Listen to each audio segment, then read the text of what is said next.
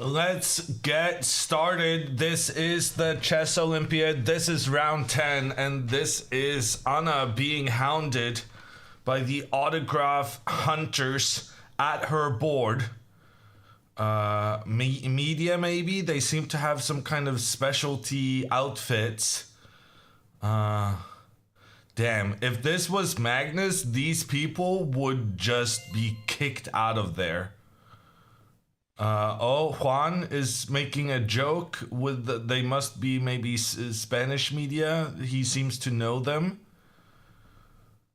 Let me tell you, disturbing Magnus 5 minutes before he plays, that is just not okay. But Anna seems to be okay with it. It looks like she's smiling at her dad's jokes as well. This is round 10. This is the Chess Olympiad. This is a team tournament, the national team tournament, the premier one in chess. It's 11 rounds long, which means we are going into the business end of the tournament. A win in the last two matches will catapult your team's placement into the upper echelons and maybe even into the top 20. Which Anna said was the Swedish team's stated goal. My name is Jon de Kammer, and I am becoming grumpier, apparently, by the round. I assure you, that is nothing I can do anything about. But we are on round 10. It's been a long tournament, but it's almost over. And in that regard, I do have to remind all of you guys that the final round is going to turn the grumpiness up to the maximum levels, because the final round is a morning round, and it's going to start at 11 a.m. local time in Budapest. Keep this in mind. Tomorrow's round is 4 hours earlier. That's 5 a.m. Eastern. Opponent is ranked number 1 with 8 out of 9 points. It is going to be a difficult game today for Anna. In fact, Anna is also the only player on the Swedish team today that's lower rated than the opponent. So Sweden is a favorite against Belgium today. But Anna's game is going to be a tough one because she is lower rated. And as chat is informing us, the Belgian girl has had an incredible tournament. Wow. Yeah, she played every single round and has 8 points out of 9, not losing a single game. Very, very impressive. So maybe no risk taking is today's recipe. Anna seems relaxed about the situation though.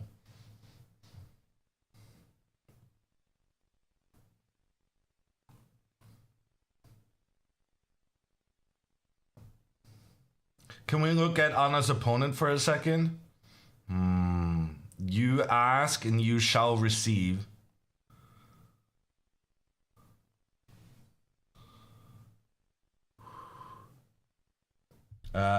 Her Fide page has her born in 2005. Normally I would say that's a kid, but apparently people born in 2005 are now 19 years old. Don't know how that happened. Wow. Not only Tiani de Rick, I'm sure I'm pronouncing that wrong. Not only has she had an amazing tournament with 8 points out of 9, she's had, this is her 7th black game, and she only had 3 whites. She's getting all the black games on her team, and she's still winning it. Incredible. What a team player. Chris coming in with a 6-month resub. Thank you, Chris.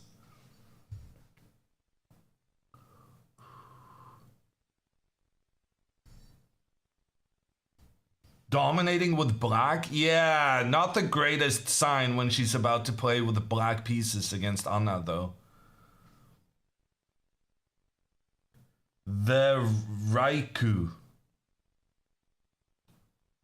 Is that the last name? Are you saying DE is pronounced the? How did I not know that? Am I being trolled? Are you trying to make me say the name of the Australian breakdancer?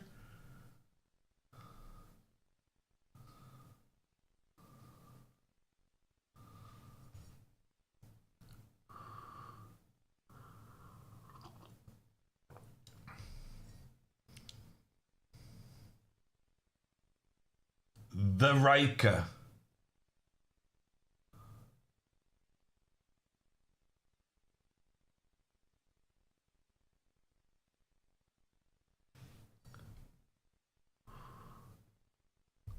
The Rika.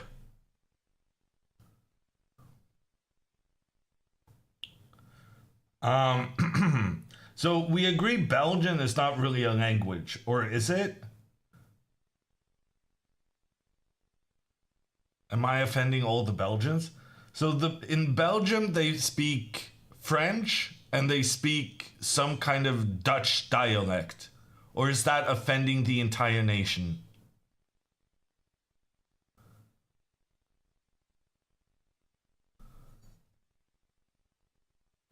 Flemish. But do we agree that Flemish is basically Dutch?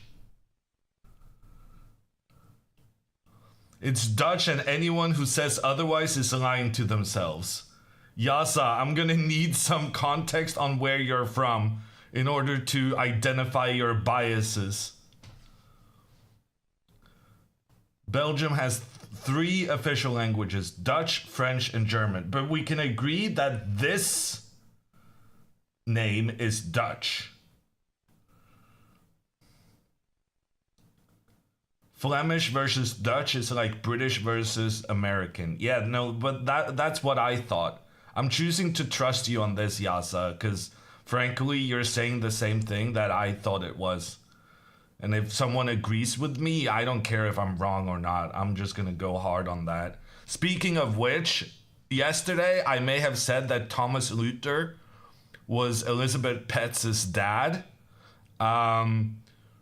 The thing I was correct about was that Lizzie's dad is a grandmaster, but her dad is Thomas Petz.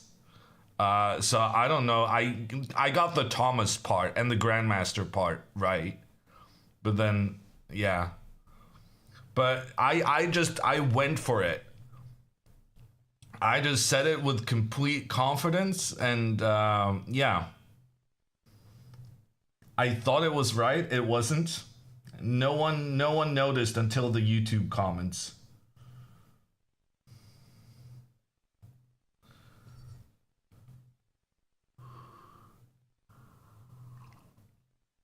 Next question: is Norwegian just a dialect of Swedish? Um. Well, I mean, Norwegian is Danish. So the answer to that question is a definite no.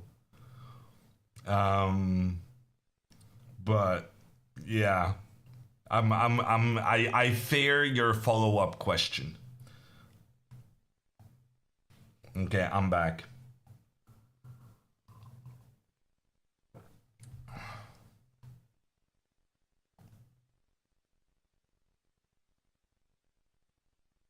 Oh my god, there's a Dutch man in chat. Here in Belgium, we speak Flemish, which is well pronounced Dutch. The Norwegian Danish comparisons are coming in because Norwegian genuinely is well pronounced Danish.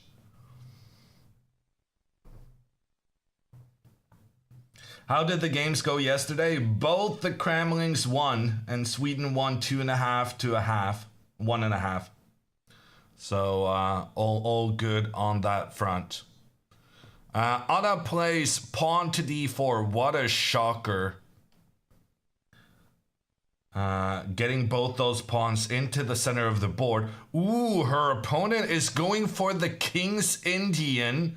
Very tricky opening. She's going for the win with the black pieces, and who can blame her with the tournament she's having? 8 points out of 9 so far for Tiani. The Reich.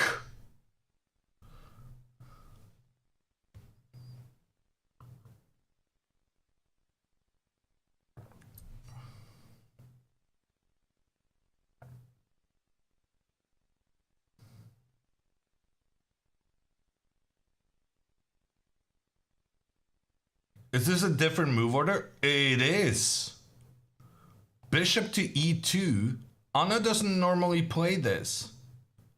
She always moves this bishop out first.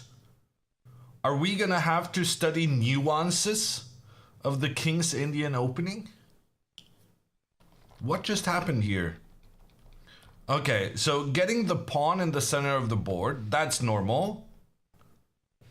Then pawn to g6. This is different to the one we saw yesterday. It's just a matter of where you want to put your bishop. But normally when you go with the fianchetto, putting the bishop on the edge, pointing in towards the center, it usually means you're not going to have too many black pawns in the center of the board. This is more like a counter-attacking opening rather than just having a good solid foundation in the middle.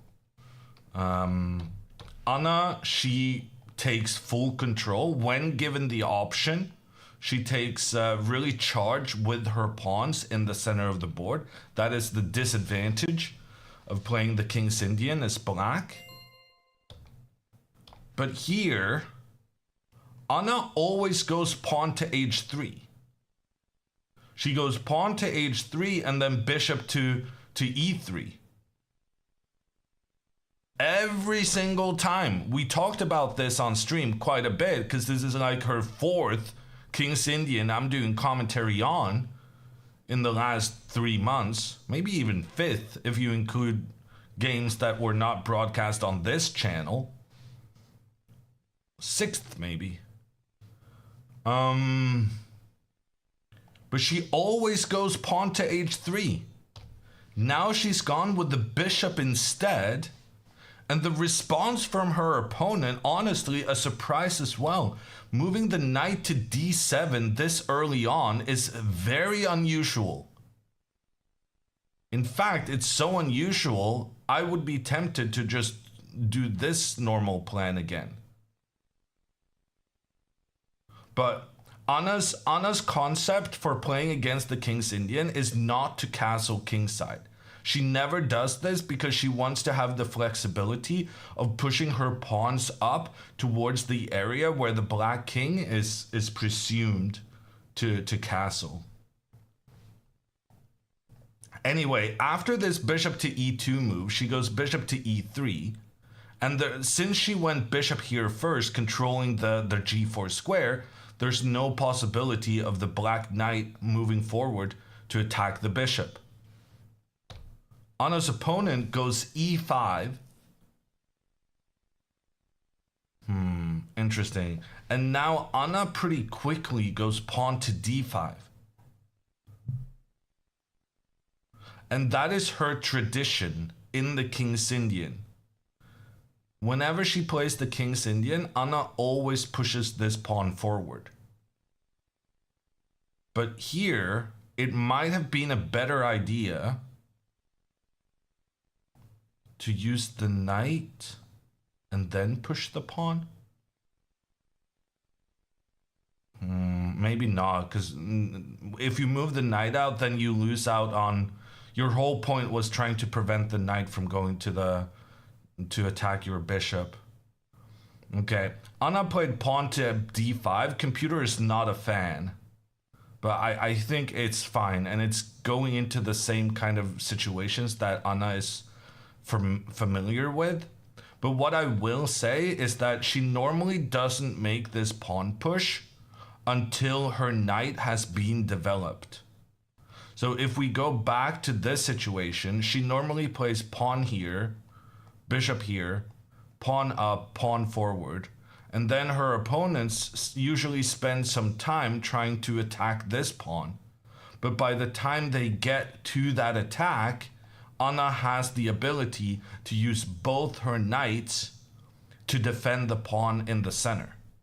And that's a pretty solid setup. What's different today is that the way Anna's opponent played, by holding back, castling, and not doing that so early, and by moving the knight forward unusually early as well, Black is in the situation where you can jump forward with this knight, attack the pawn on e4 at a moment where Anna cannot go with the knight to defend because the knight is stuck on its initial square.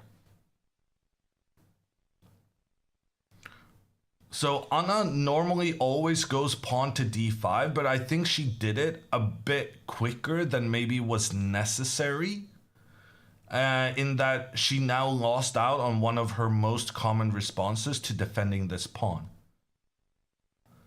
So she has to choose a different plan. She does go for the queen to c2.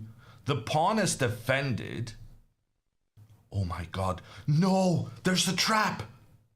Oh my gosh, there's already a trap. If Black now castles, or basically if Black does anything, even pawn to a5, actually pawn to a5 makes sense. Castling would be a mistake here, because then Anna could go pawn to b. Oh my god, there's another trap. I saw one trap, but there's another one I didn't even see. If pawn to b4 attacking the knight, then the knight can sacrifice itself on the central pawn. The queen is lured forward, but now the queen doesn't have that many places to go. The bishop comes in, all the queen's escapes backward is covered by the bishop.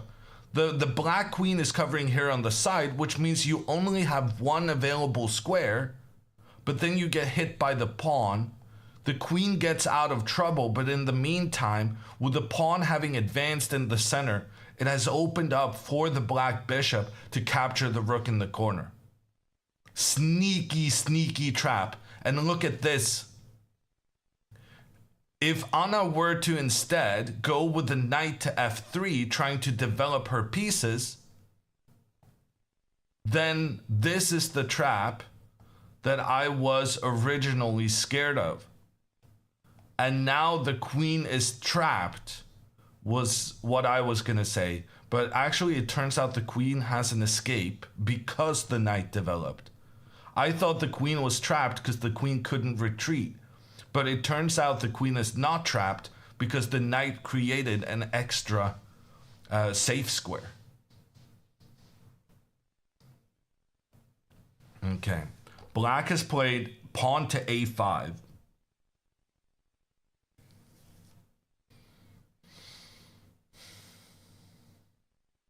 Is Anna going to go pawn to h3 now? I think that's reasonably likely, because that's the pawn placement that she's used to. And then it might transpose back into some variations she has played in the past.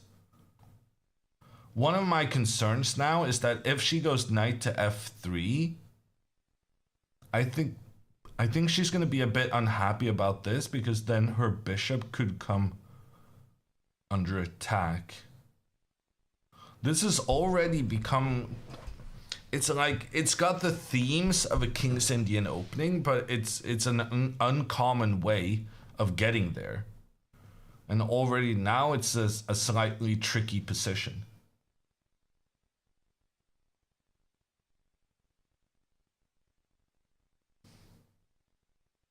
If she decided not to play h3 now, it would be difficult for her to consider this move now.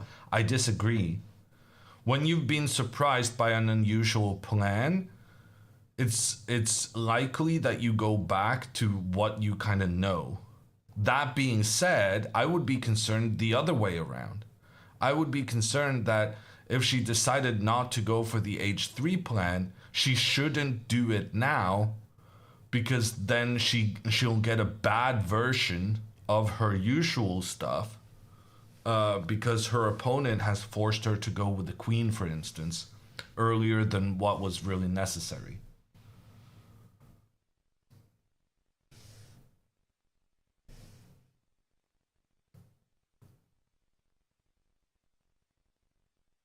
Ooh, by the way, in the background, just behind the Swedish team, I'm noticing an NORW.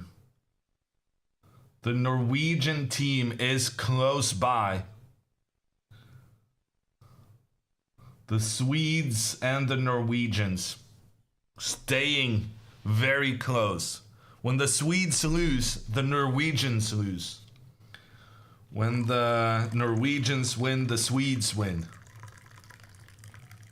That's the trend right now.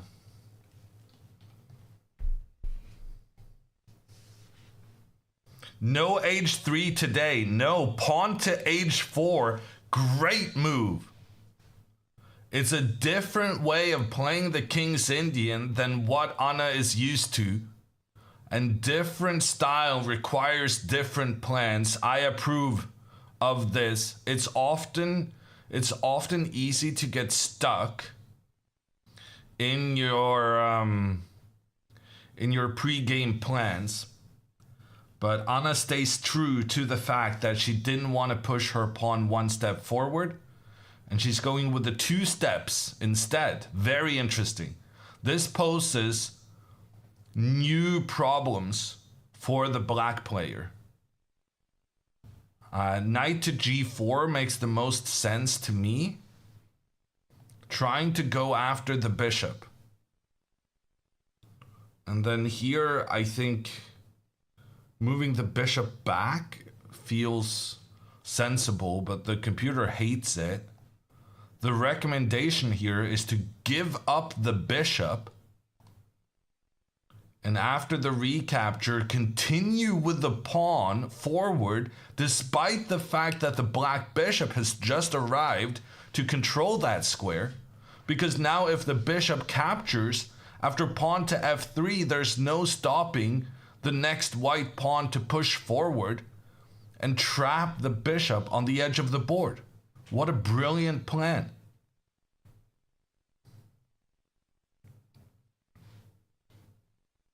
The pawn sacrifice lured the bishop off this retreating diagonal, and now the bishop no longer has a retreat because of its own pawns blocking the path, and there's no way to stop the white pawn from trapping the bishop on the edge on the next move. Very nice. And that's why Anna does not fear the knight pushing into the g5 and g4 square, going after the bishop. She doesn't need her pawn to take this square under control, and instead she can attack.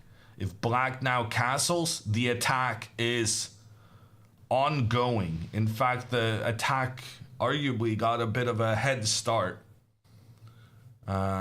in this opening. You're guaranteed to get a trade here, which will open up for the rook and create dangerous attacking possibilities.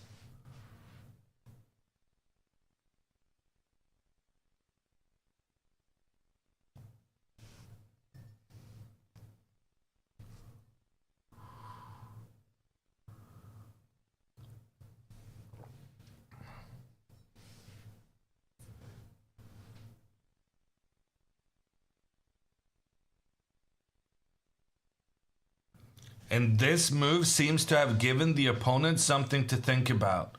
Suddenly, black's plan moving forward is not obvious. The only way of stopping this pawn's further advance is to go pawn to h5, which is probably a good move. But Anna can then do something like pawn to f3. These pawns will be reinforced. And if black then castles, boom, we sacrifice. We sacrifice. We open up and we go for the attack. Okay, apparently this is good for black, but you get the general gist. There would be chances to make the attack happen in the long term.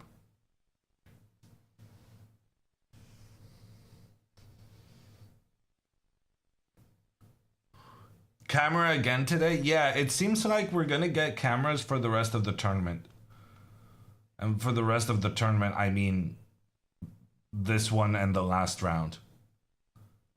But we're happy to have it.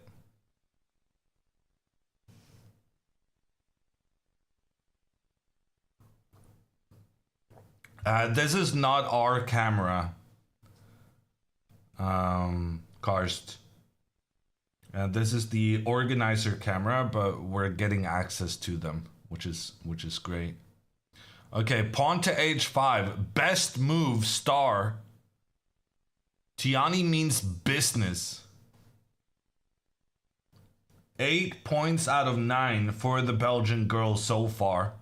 And she's finding the right counter plans, even though Anna is playing something different to what she's used to. Very good move. I'm hoping for pawn to f3 now. I think it's going to be good to control this square. Because now, remember how we looked at knight to g4 attacking the bishop, but it wasn't such a dangerous thing because of this idea?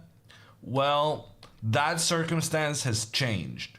Now after pawn to h5, if we go, say, castles, the knight to g4 is back to being a very real thing. And after the trade, black can recapture with the pawn, opening up for the rook together with the queen, attacking this pawn. The pawn is controlling the f3 square, which means we cannot get our knight forward there. And Anna lost her light squared bishop. So pawn to f5 is going to be really, really good moving forward. Frankly, I'm shocked that this is not an advantage for black, according to the eval bar. It looks very, very nice. But it's not going to happen. Anna plays f3. Great move, in my opinion. The pawns are protecting each other up the board, but also we take control of that important g4 square. No more knight moving up here. No more knights even threatening this pawn. And the big problem with making this pawn move is that you're concerned about where this piece is going to end up. You already moved the bishop out, so the knight cannot go there. The pawn is in a great position, so the knight cannot go there. But you have one square you can move the knight to. And frankly, this is good for like a multitude of reasons. Number one, it's very nice for this pawn to give protection to its buddy and also protect the g4 square. But in addition, it means that Anna's next move is going to be completely obvious. She's going to go knight to h3 pretty much no matter what black does, because it's the only square where she can develop the knight, and the knight is the only piece that she has not developed so far in this game. And whenever Anna has a clear plan moving forward, that is great. If for nothing else, it's great for her time. It's gonna save her some thinking time.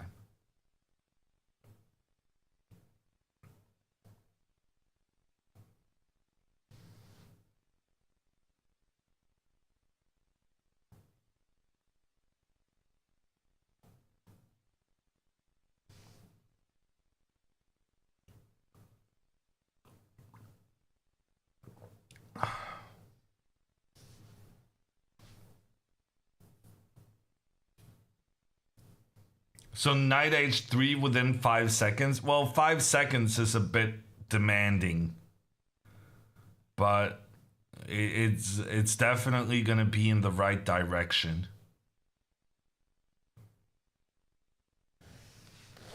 How far do you think Anna has prepared? She's out of her preparation. No doubt about it.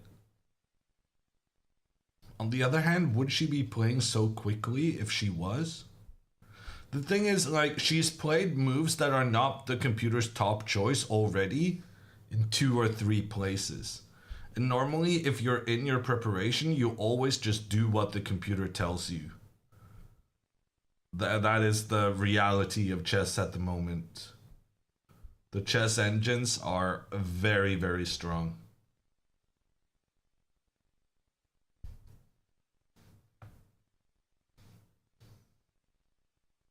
Will black not want to exchange the bishop like in the game against Alexandra? The dark squared bishops. That was Alexandra's plan. I guess that was the last time Anna lost in as white against the King's Indian. Bishop to h6 is definitely a move. It's the top move from the chess engines, but it also takes the position away from the traditional kind of King's Indian territory. This becomes a positional battle, not the tactical fury of the King's Indian. And frankly, I don't mind this trade because I think it suits Anna's style to go into a strategic maneuvering battle as opposed to black going for typically the pawn to f5 plan, where black just tries to get extreme pressure in towards the center. This bishop on g7 is traditionally a troublesome piece for black in the King's Indian because there's a black pawn in the center blocking its path. But if this bishop is allowed to open up the diagonal, for instance, with this pawn advancing in the center, this bishop becomes the best piece on the entire board. So it's a high risk, high reward kind of situation. And that's why King's Indian players are pretty attached to their bishop. And in fact, bishop to h6 was not played. And instead, knight to d7. Black is preparing to go pawn to f5. That is the traditional way of playing in the King's Indian. You want to use this pawn to put pressure on white center. But I think Anna is optimally placed to deal with that.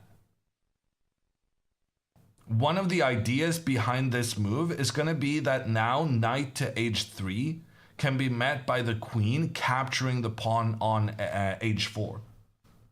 So one of the advantages of black's move is that it prevents Anna's main plan. I said it was obvious she wanted to do this next. We're going to get a quick move.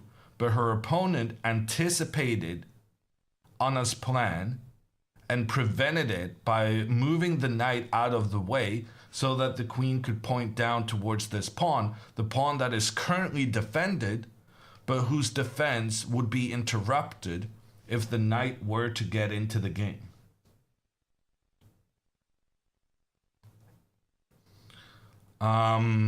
So then the question becomes, should Anna play pawn to g3? Simply protecting this one and then move the knight out. And to me, this looks reasonable. This looks quite okay. It is worth mentioning that the chess engines are very firm that they want to go queen to d2. The point of this move is to take control of the h6 square, simply preventing the possible trade between the bishops, and as then black continues their plan, now you can just do the same thing that you were going to do earlier. Now you go pawn to g3, your pawn is protecting here so that you can go knight here afterwards. So basically queen to d2 is not like a long-term plan. It's just to prevent the possible trade between the two bishops, and then we can carry on business as usual with getting our knight into the game.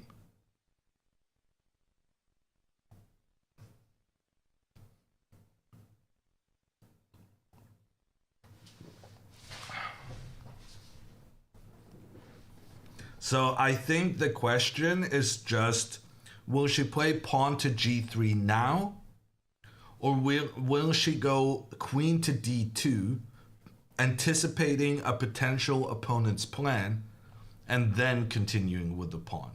And frankly, because Tiani did not go bishop here on the previous move, it's very easy from a human perspective to just think, well, she didn't do it on the last move when she had the opportunity to. So it's unlikely she's going to do it on the next move. Which is, it's a very human psychology, but it doesn't, the chess engines don't really work that way. If they think the trade between the bishops are good for black, then as white, they're going to try and stop it.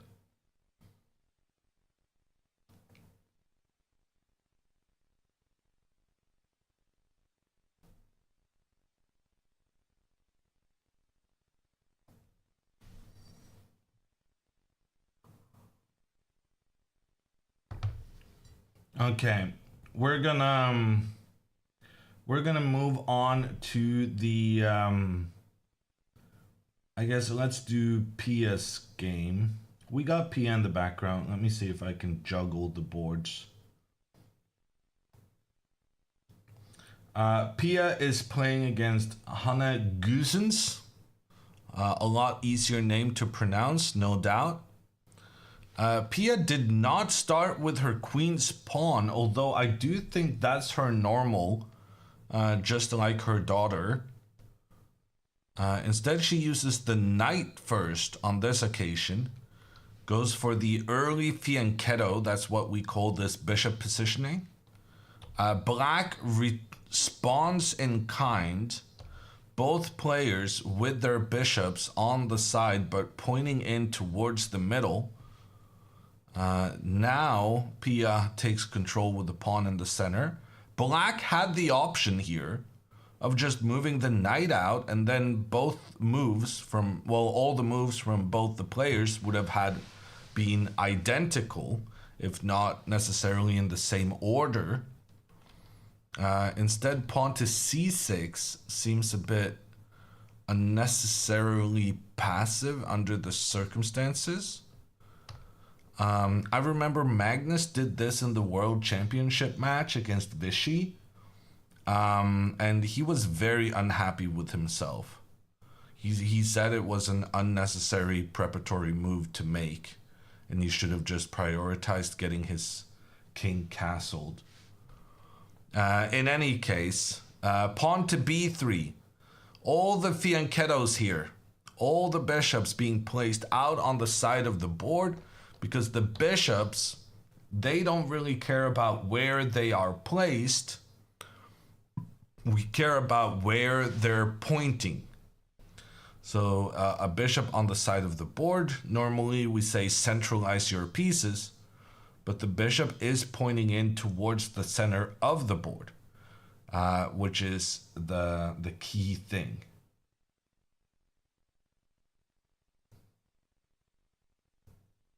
You pronounce Goosens not well. It's not like goose. The double O is to be pronounced as in go. Well, then you shouldn't misspell the name then. If you want it to be Gosens, then that is a short vowel, and you use one of them, not two.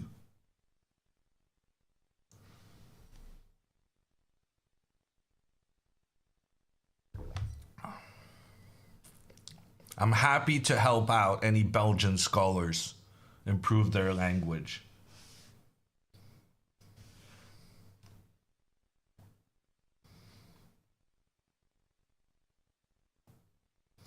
Okay, in any case, knight forward, Pia moves her knight out, and black voluntarily goes for the trade. I really don't like the way the Belgian player has executed this opening. Pia is now going to recapture with her queen. She already has connection between her rooks. She's got good influence in the center of the board, in particular on the e5 square. Look at how black hasn't gotten a single one of the queenside pieces into the game, while black has kind of been helping Pia to do the same in terms of just making that trade allowed the queen to get off the bottom rank. So yeah, I'm very happy with Pia's play and position so far. And I think she has a nice advantage here out of the opening. Pia has spent 10 minutes more than her opponent, but she found the good moves. Let's switch over to Anna, where she's gotten an X, which I feel is kind of strict. It's not like she missed a massive opportunity to my mind. But the chess engine is very firm that black should go for the trade between these two bishops and that white should do everything they can to prevent it. But the same logic we talked about earlier still applies. If Tiani was not going to play bishop to h6 earlier, it's not so likely that she's going to do it now. She had the option to do so, and she chose not to on the previous move. So, and also trading these bishops take out some of the dynamic sting in black's opening, which is not necessarily something a King's Indian player will want to do. In general, I'm very happy with Anna's setup so far. I think this is a great way of facing the King's Indian, and even though the chess engines feel that it's equal after this bishop trade, I do think that the space advantage could count for something. And her moves are reasonably easy, and black is not going to have like a super comfortable plan of getting these pieces over here into the game. Right here, the chess engine is recommending knight to b8 in order to put the knight on a6. Like, what is this guy doing? It's a very strange way of playing. So I really like Anna's position. I don't mind the trade between these two bishops because I think white will still have a sizable advantage due to having just more space behind the pawns. And I think her plan, she needs to protect this one. She needs to get the knight out. I think white's plan in these positions are pretty straightforward. Which is always a good thing when you play against such a tricky opening as the King's Indian. If you're not moving your knight countless of times, are you really playing the King's Indian? Fair enough, Chris. You make a reasonable point. Okay, it turns out it was pretty cold in Norway this morning, but it's getting a lot hotter with these streamlights doing their thing. So I'm gonna take a little break and get more comfortable.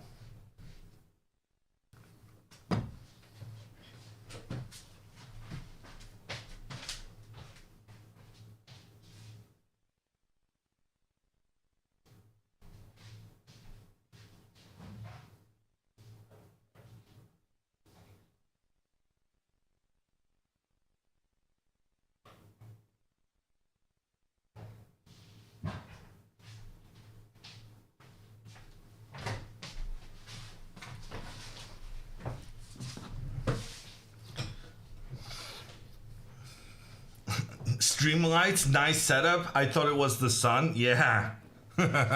Sun in Norway. Imagine.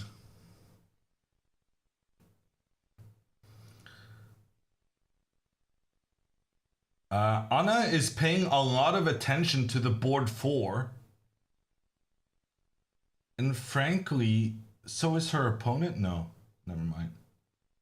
Let's check in with Lavinia, because clearly something there had caught Anna's attention. Lavinia is playing with the black pieces, and she already got the bishop pair.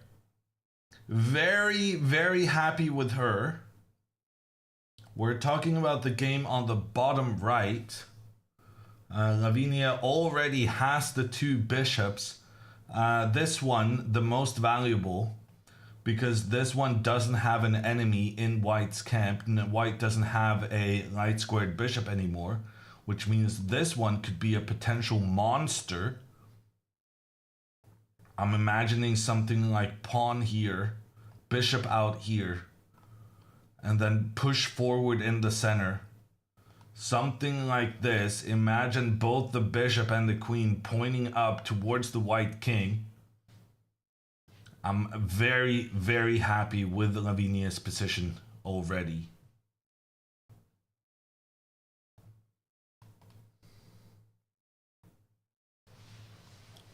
So I like Anna's position, I like Lavinia's position, and I like Pia's position.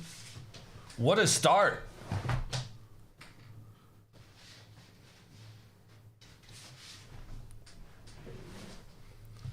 Rip Inna. Well, let's get into it though. On the upper right, we have one of the most important players for the team so far this tournament, but who lost against Bangladesh, unfortunately. Inna Agrest. She has moved her knight up into the center of the board. Did she just move that knight voluntarily twice in the opening? Oh gosh, she did.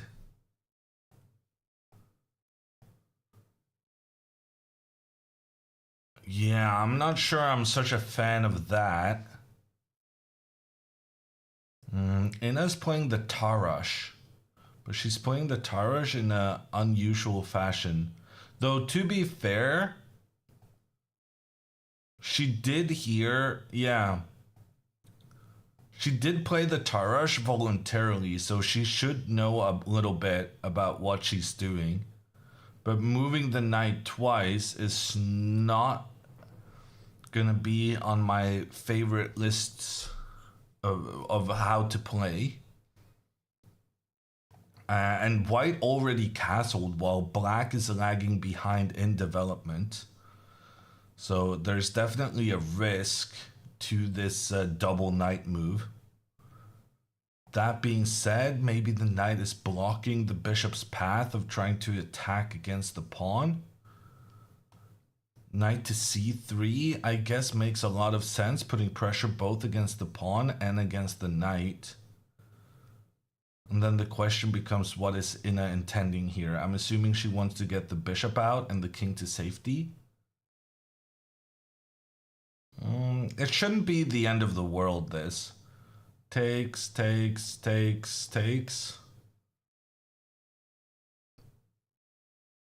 I'm a little bit concerned about this pawn, but I don't really see a way white can exploit it in the near future. Maybe queen here and get the rook over. Inna's position it's definitely worse. But it's still early days. Very, very early days. In the meantime, let's go back to Anna's position. Because Anna's opponent has played the bishop to h6, which was by far the best move according to engines. But the thing is, she had the opportunity to play it here, and she chose not to. and then she changed her mind and decided to do it anyways. So I wasn't sure this was going to be the move just because she didn't do it on the previous one. But you're allowed to change your mind. In fact, some would say it's a sign of a healthy competitor who's willing to see the error of their ways and make corrections. Here, I would highly recommend capturing the bishop. The reason is that after the capture, the rook gets really misplaced. This is a weird positioning for the rook. The rook is going to struggle to get into the game from here.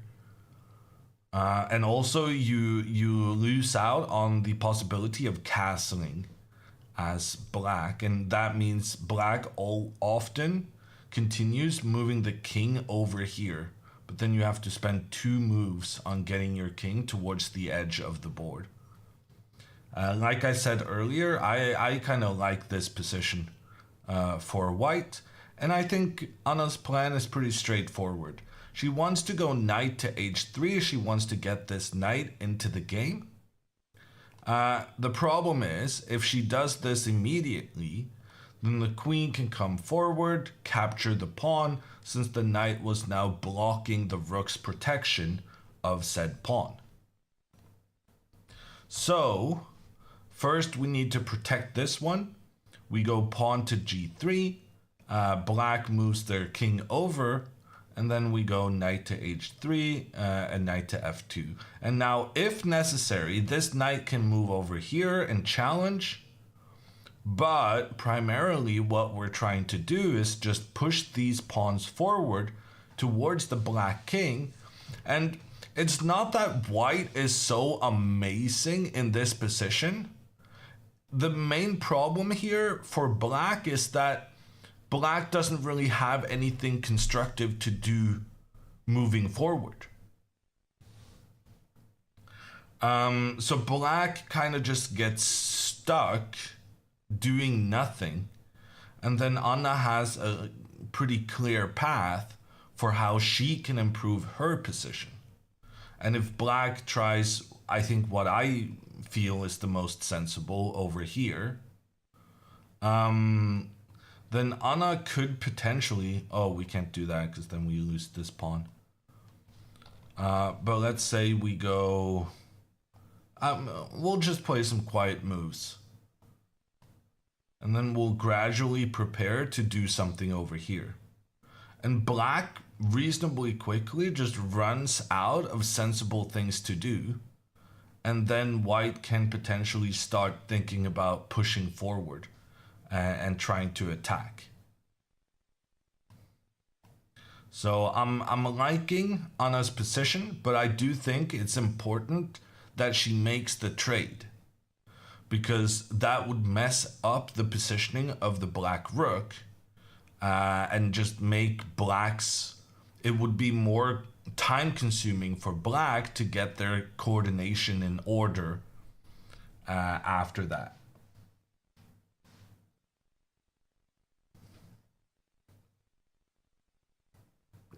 Is Anna on her 30-minute move? I don't think so. She makes the trade. Good move. Easy move for the opponent to recapture. Anna seems to have her plan ready. Let's hope it's pawn to g3. The hand was ready to make the follow-up move. She's not getting into time trouble today. Okay, she changed her mind. She's going to reconsider. I really like this g3 move, and it has such a clear path for the next 2 moves as well, which is valuable. White's plan in this position is a lot easier than black's, which means that if Anna now just plays pawn to g3 and then moves the knight up afterwards, her opponent is going to spend a lot of time trying to figure out how to organize her pieces. Okay, queen to d2 played. I'm not a fan of that move. This is just a bad move. The rook was poorly placed. That's why we made the trade. We made this trade because the rook was poorly placed and would struggle to get back into coordinated play. By going queen to d2, Anna is attacking the rook, but she's forcing the rook to move, a rook that wanted to move anyways.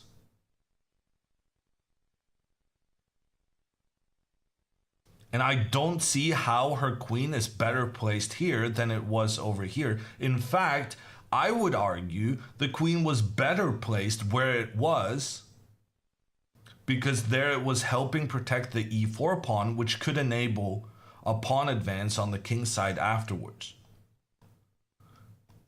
The chess engines don't feel like this queen move was anything bad in particular, but I think this is a big step in the wrong direction. It was completely unnecessary spending a move, forcing the opponent to do something that they wanted to do anyway. The only reasoning I can imagine where you justify this queen move is queen to g5. Now, Anna had a good experience with a queen trade in the previous game.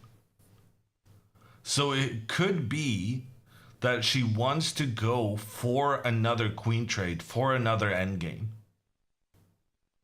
However, apparently this is quite a big mistake, because after the trade, this pawn is a lot further away from the rest of the pawns, and black could maneuver the knight to target the pawn going forward.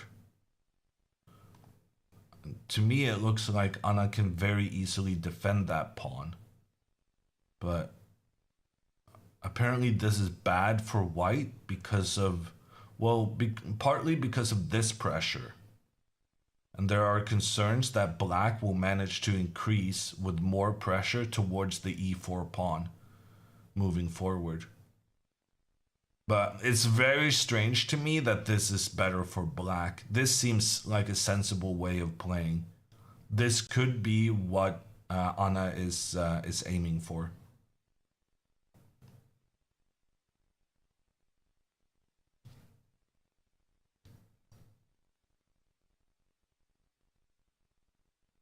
This is the highlight of Belgium's chess history. Never before have 2,000 people watched us play. Is that true? Belgians chess. I remember when the Belgian team, I think Norway tied the Belgians 2-2 in one of the first rounds of the Baku Olympiad. But Magnus was sitting out for Norway that game, so I guess no one was watching. They had some scrub on board one who didn't even manage to beat the Belgian number one. Hammer something.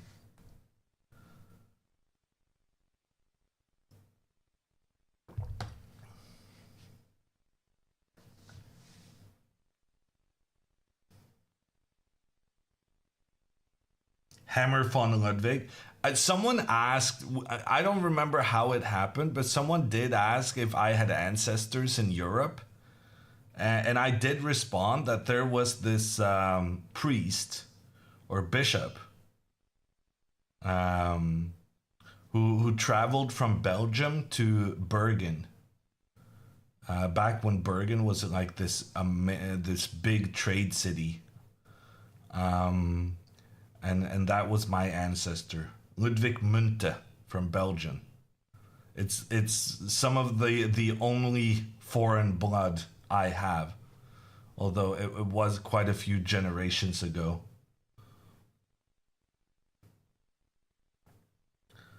I think it was the 1600s.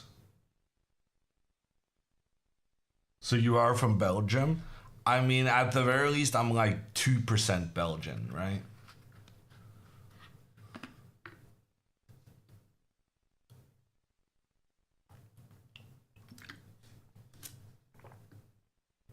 He was a bishop. Bishop. He was not Catholic. So can you not be a bishop if you're not Catholic? He was like boss of the other people, religious people. Because in Norway to this day, we have biskop, which is like the same word as bishop. But yeah, we're not Catholic in Norway.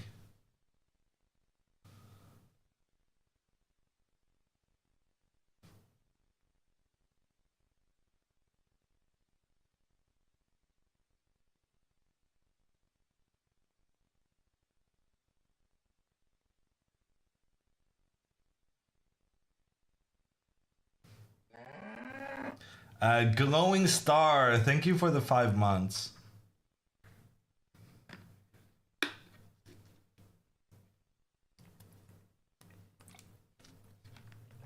Okay, big stuff happening on Pia's board. Incredible stuff happening on Pia's board. We're gonna have to take a quick look at that.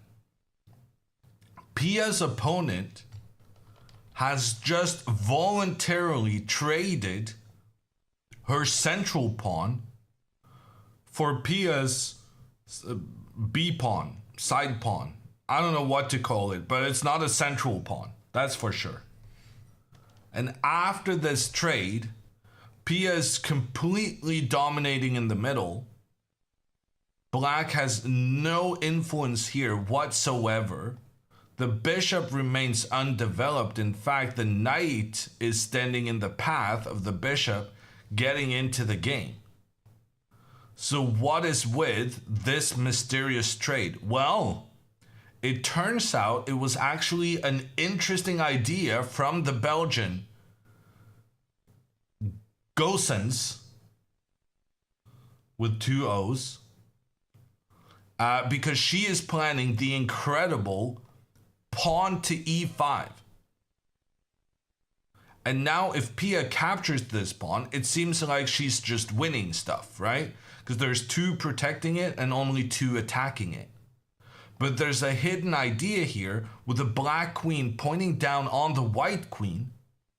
And so if black captures the central pawn, Pia cannot recapture because she would then lose her queen.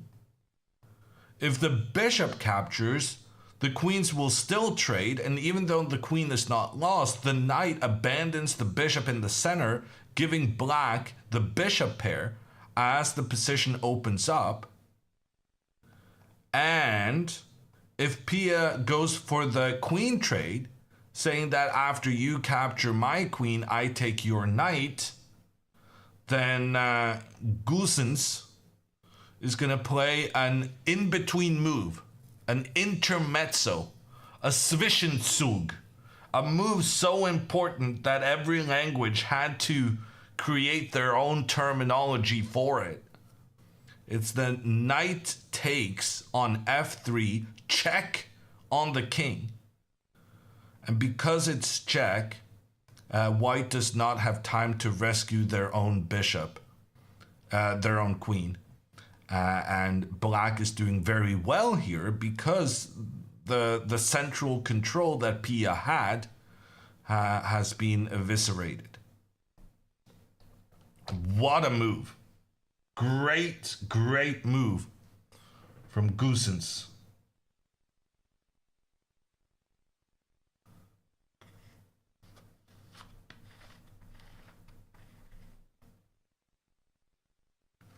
This guy was born in Denmark?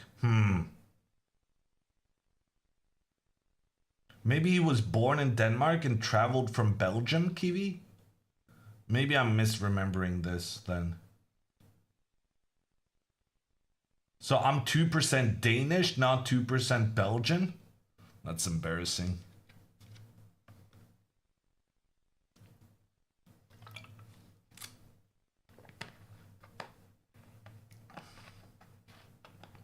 What if Pia just pushes the D pawn? Well, you can do that. But then it becomes an interesting position where black is going to argue that this pawn might become a long-term weakness because it's separated from the rest of white's army. But that's definitely going to be a possibility that Pia looks into. Although maybe I would even go knight here. Yeah, actually knight here is better, right? Because then you're attacking both of them at the same time. And it's going to be difficult for white to keep everything protected. So Pia's position just went from a pretty calm situation where there's no doubt that she's better, and the question is just how much, to now this just became a very interesting struggle, a very imbalanced struggle. Kudos to the Belgian opponent for making things tricky after what was a pretty unfortunate opening. Ooh, the Norwegians are out there spying on the Swedes. In the frame behind the referee, the arbiter, is Norway's top scorer in this tournament, Sheila Bart Stanford. Or maybe it's just Sheila Stanford. I don't, she's changed names quite a bit. But she's the top scorer for Norway.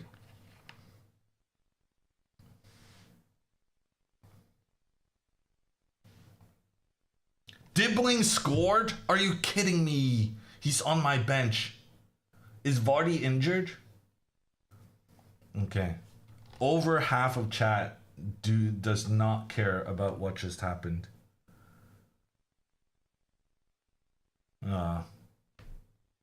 Yeah. That's a lot of goals stuck on my bench. Oh well.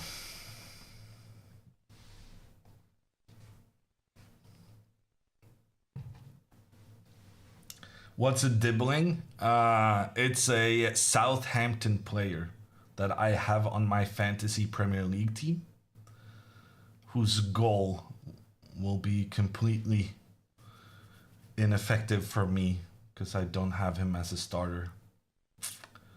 Just know that it's a sad moment in time. Let's move over to Anna's game. Yeah. I really don't like what Anna just did. She moved her queen over to attack the rook very quickly. I think it's just a bad move because you're forcing the rook into a better position. That rook was misplaced to begin with. That's why making the trade was good. But then after making this unnecessary queen move, then she starts thinking. If you make this move with a plan in mind, that's fair enough. But if you're making the move just to attack a rook, and then you think for 20 minutes to come up with a new plan, you could have just thought for 20 minutes here.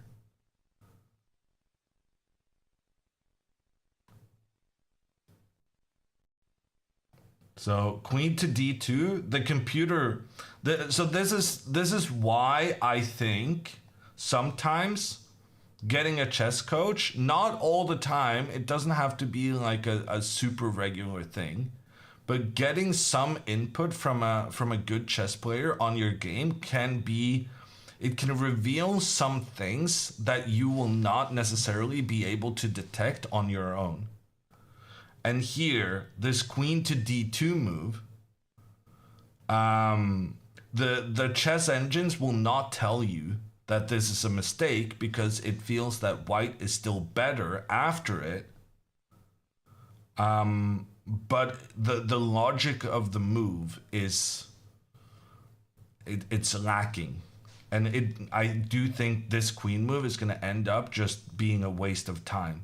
Not only positioning the white queen in a slightly worse square, it also pushes the black rook to a better square.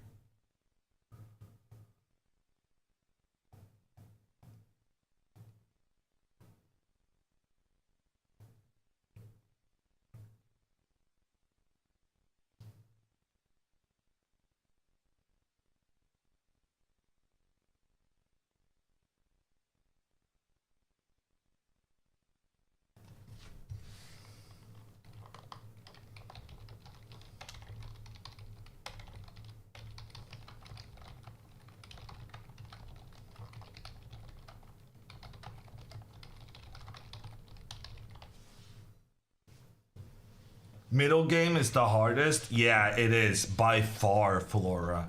Like, it's not even close. The middle game in chess, it's just there's so many different plans, and to pick the right one at the right moment, and then to understand all the different pawn formations. The middle game is very, very tricky to play, and it's also incredibly difficult to teach. Which is why those who have the best progress in chess are going to be the ones who kind of somehow intuitively manages to understand middle games based on their kind of coaching, because it's not a given that things are going to click even if you have a great coach talking about all the different things, because frankly there's too many different things that can happen in a middle game for you to cover. There's a good book about chess middle game. I mean, there's like 100, and well, a couple of them are good, but you have to read all of them, or at least all the good ones, and you're still only know like 10% of what you need to know.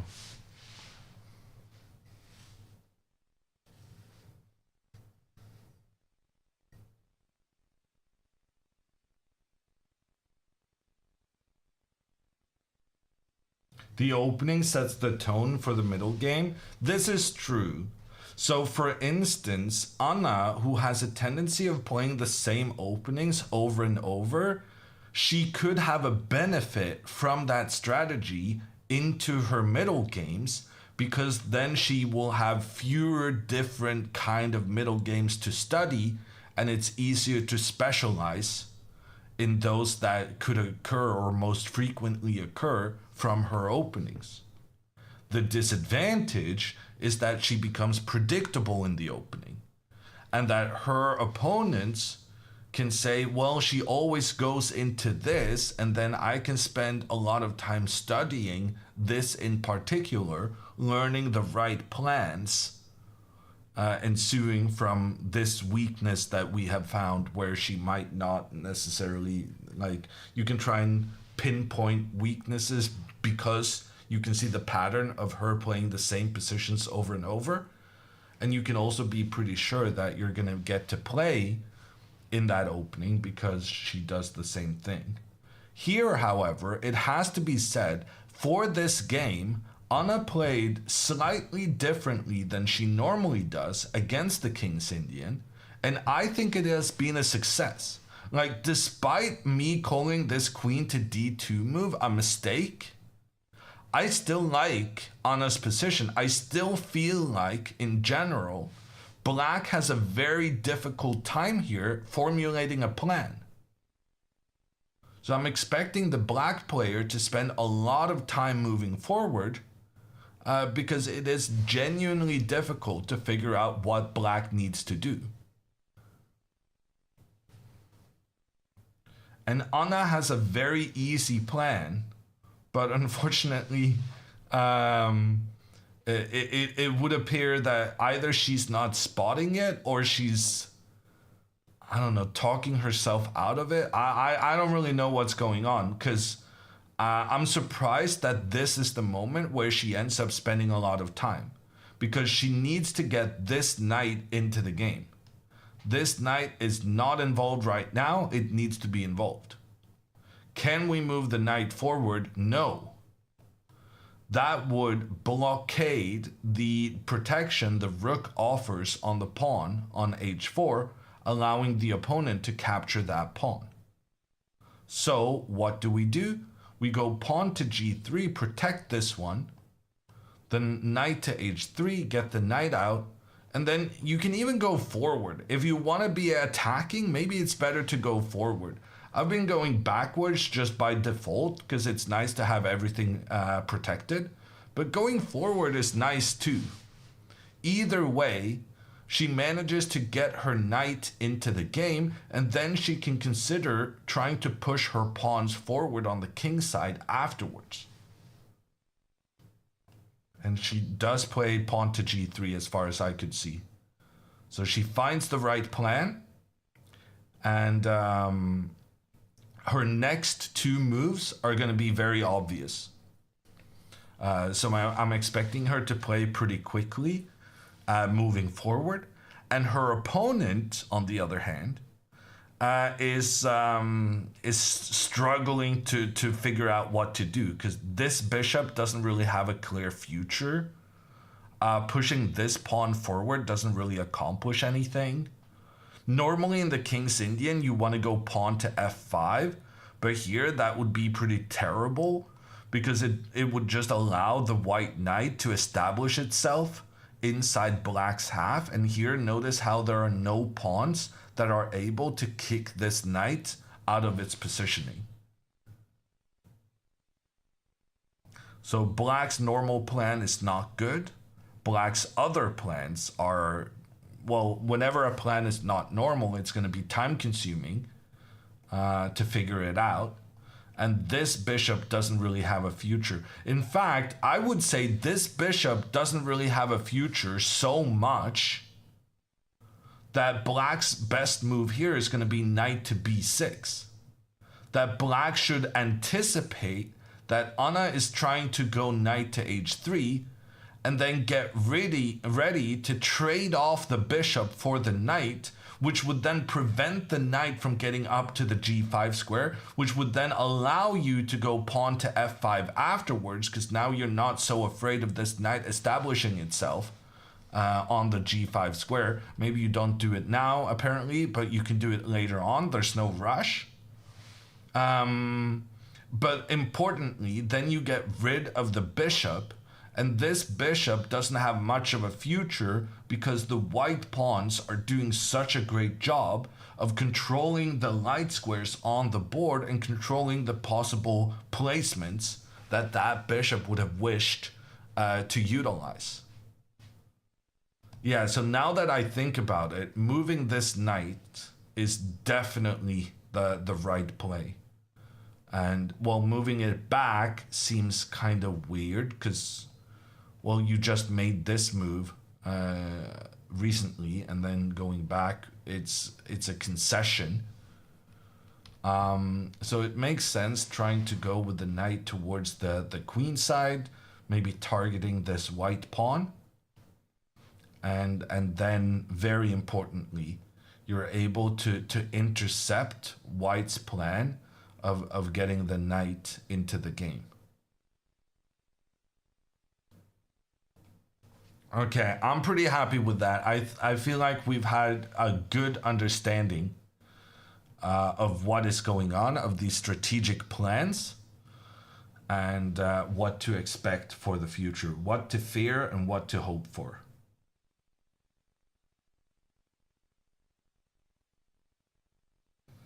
Okay, let's go to the overview where we can see, ooh, Inna is way behind on time, as well as her opponent playing one of the moves we studied. Inna is on the upper right, and with this knight to c3 move, white is putting pressure in towards the center of the board.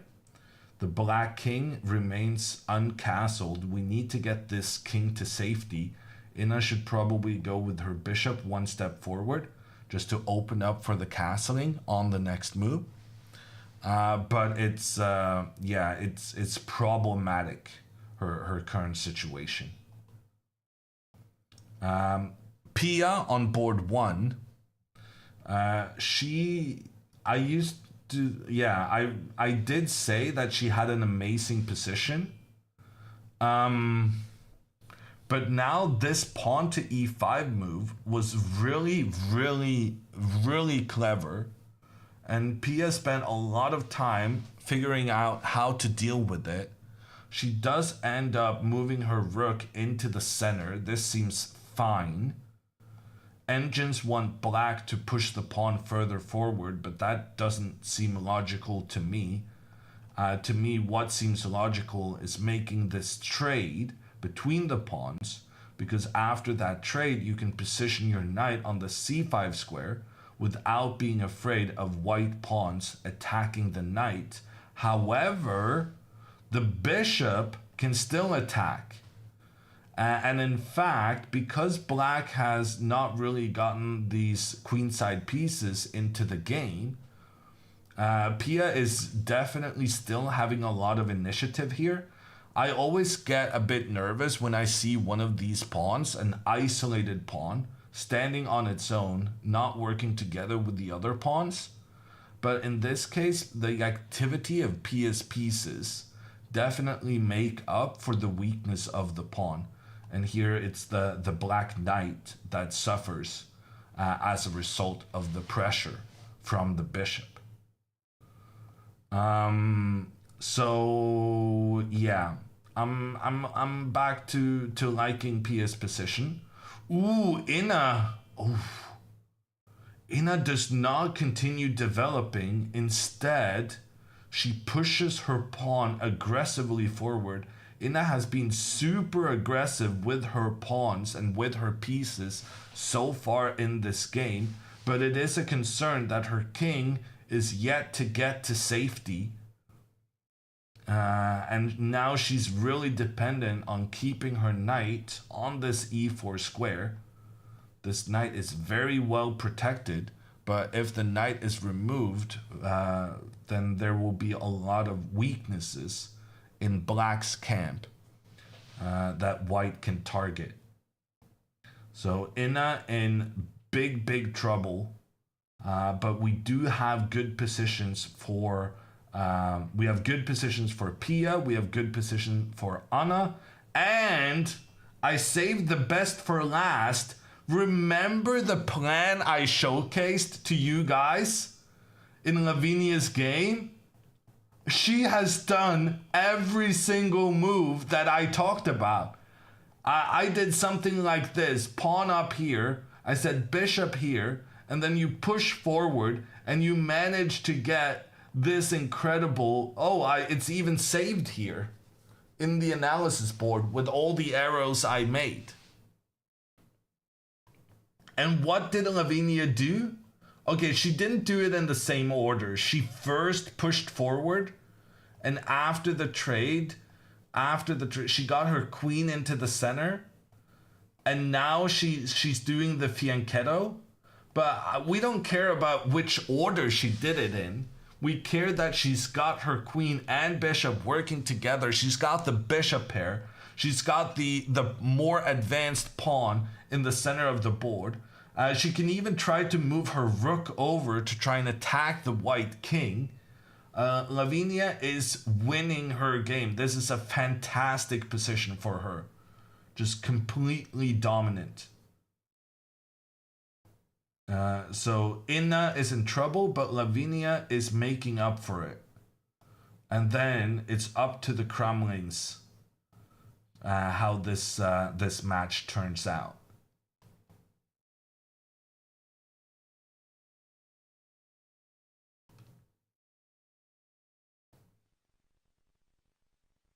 Oh gosh, Inna is understanding the situation she's in, I suspect.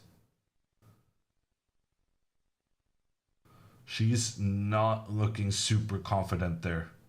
Squeezed in between Pia and Anna.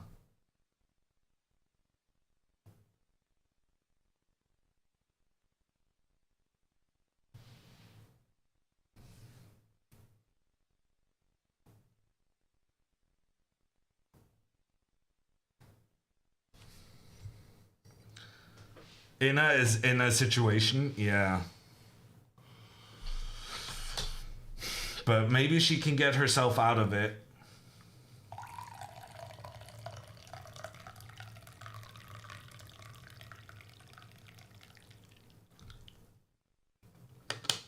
The key to a good performance in these chess Olympiads, it's making team wins in the final 2 rounds. The order in which you make your wins really do count. And sometimes you win, you face a good team, and then you lose. And then you win, and you face a good team, and you lose. But the key to a good placement is sometimes you just gotta try and time it so that you end up, the final round is one of those rounds where you win without having to play the good team. And I do think, considering Sweden's position in the tournament, I do think they can still win this match and get a weaker team in the final round. Let's do some stats. Right now, the Finnish women are doing very, very well. They're in 28th place, and they were ranked as number 50. So that's great from them. The Swedish team is 41st, and the Norwegian team is 44th. The Danes are nowhere to be seen.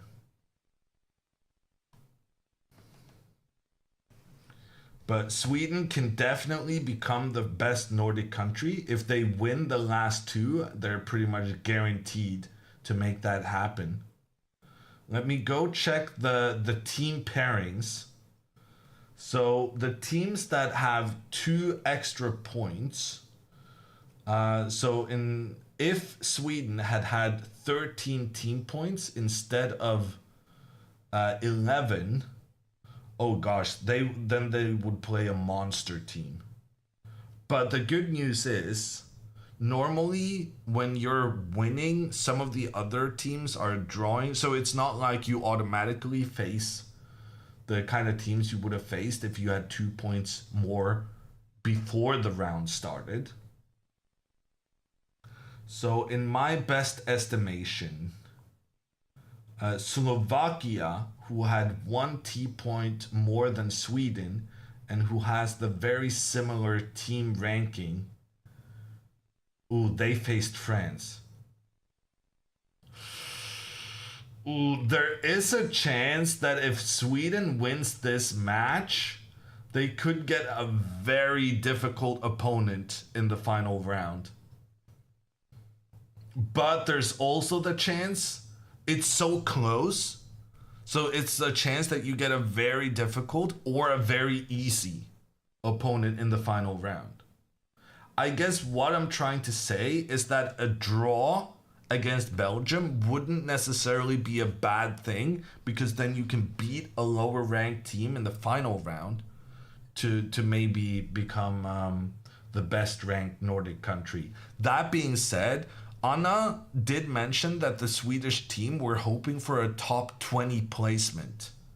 And if you want to be top 20, they have to win the final 2 rounds. That's just how it has to be. Could they face India? No.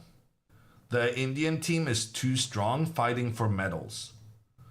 Sweden, even with a win against Belgium, would not be facing potential medal winning team.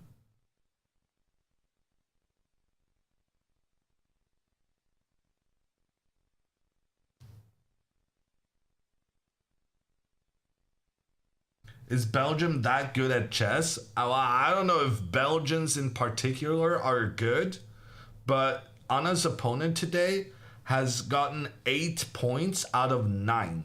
She won 7 of her first 9 games. She drew 2, and she is yet to lose a single one. Anna also is the only one on the Swedish team facing an opponent that is higher rated than herself.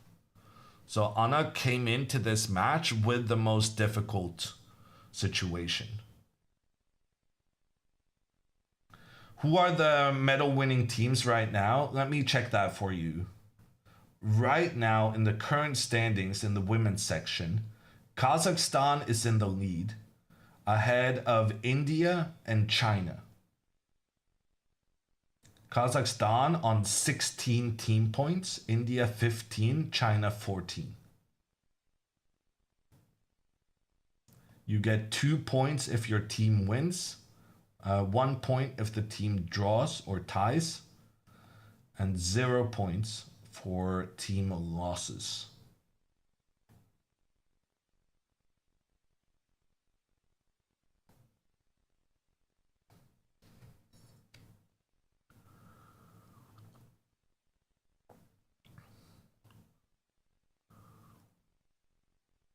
Kazakhstan has been strong for a while. Yeah, Kazakhstan, they are the ones with Saubayeva.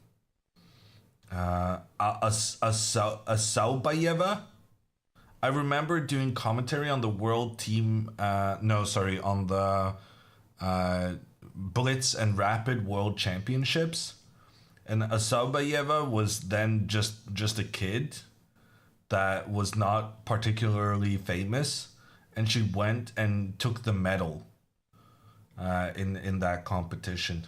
It was her big breakthrough. They also have that other girl whose name I forget, and which I'm gonna look up now. Uh, oh wow, the Kazakh women are doing very well despite one of their best players not even participating. Anyone remember the name of the player I'm thinking about?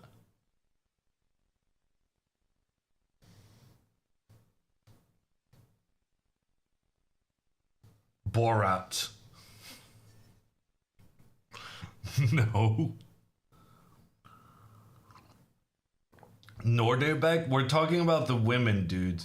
And also Norderbeck is Uzbek, not Kazakh. I guess I'm gonna have to do the research myself. Advanced search, all countries, Kazakhstan.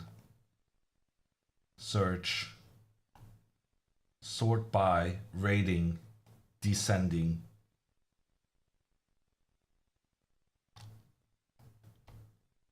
Search. Too many results. Abdumalik. That's the one. The Kazakhstan has one grandmaster on the women's side, and she's not even playing for the team. Yet they're leading the competition. Wow. And also, the third ranked Kazakh girl is not playing for the team either. This is incredible. Kazakhstan is leading the women's section with two of their three best players not even participating.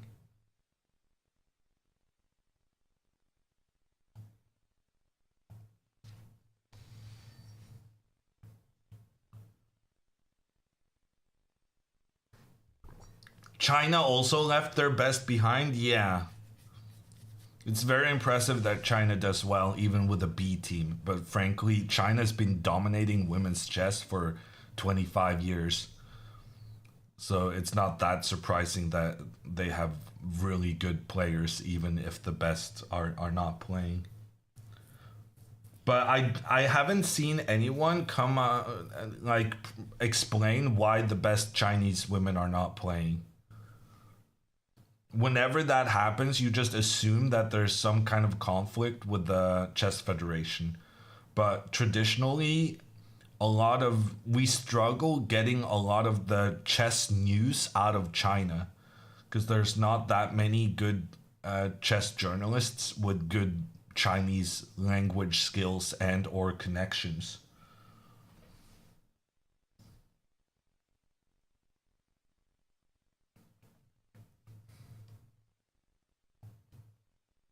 China has a 20 to 1 population advantage against most countries. Being good at something is a given. No, it's not. Norway is the most winning Winter Olympiad nation in competition with Russia and the US. China, India, Indonesia, Philippines. Their soccer teams are not that great. Bangladesh. Like that area has an incredible amount of people, but none of them play soccer. And so they're not great at the most popular sport in the world. And I say that, but I guess I do also have to consider that cricket might be more popular simply because cricket is the most popular in India.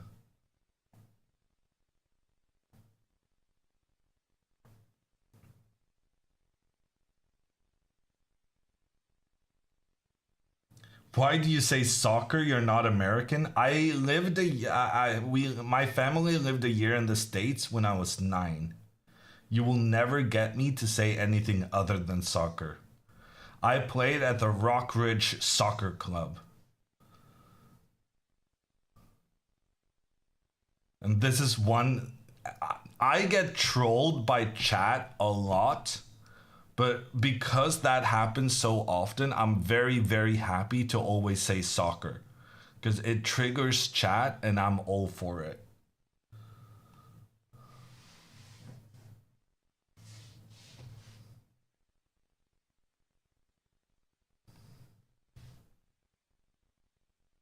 Are the camera views available to the public? No, Tomek, not to my knowledge. Will Sweden play against Finland at some point? That could actually happen. But for instance, Sweden is never going to be playing against Norway because they are similarly ranked and they always end up playing next to each other instead of against each other. That's how the pairing system works. That you don't pair teams that are of equal strength. There's always a little bit a favorite and an underdog.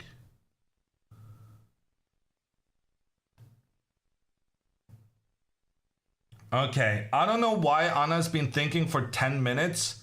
Her plan with the previous move was completely obvious to absolutely everyone.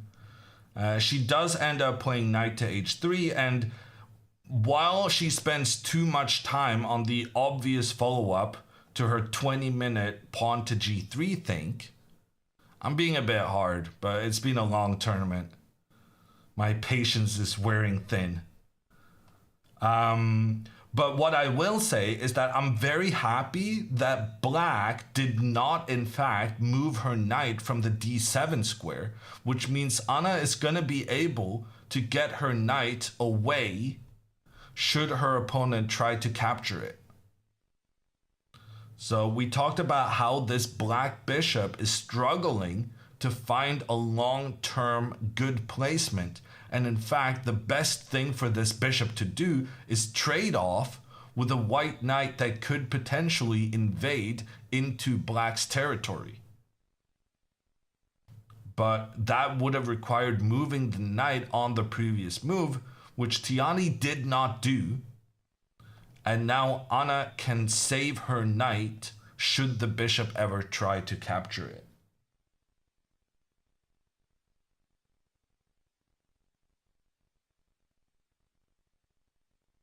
Can Anna leave the table and talk strategies with her dad? No.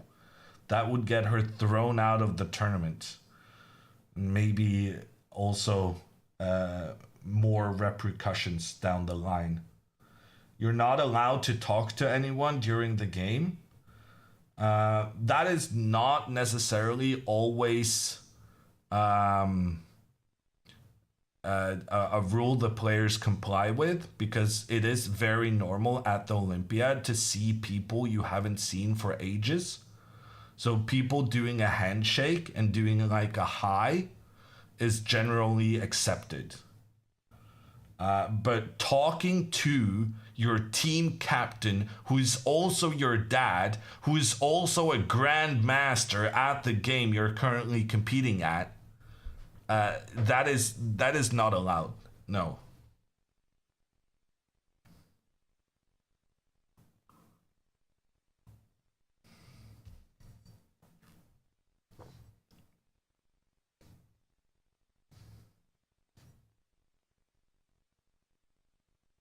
I don't think you need to ask what result to play for since you can see the other boards. Yeah, I talked about this previously on Silver, but I believe the captain role is obsolete.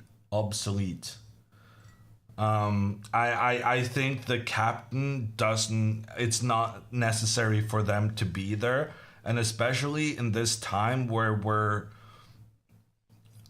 being a bit hysterical, but also trying to strengthen the anti-cheating regulations. I feel like the captain role is just the only thing the captain really does is sign the match sheet after the match, and the players can do that.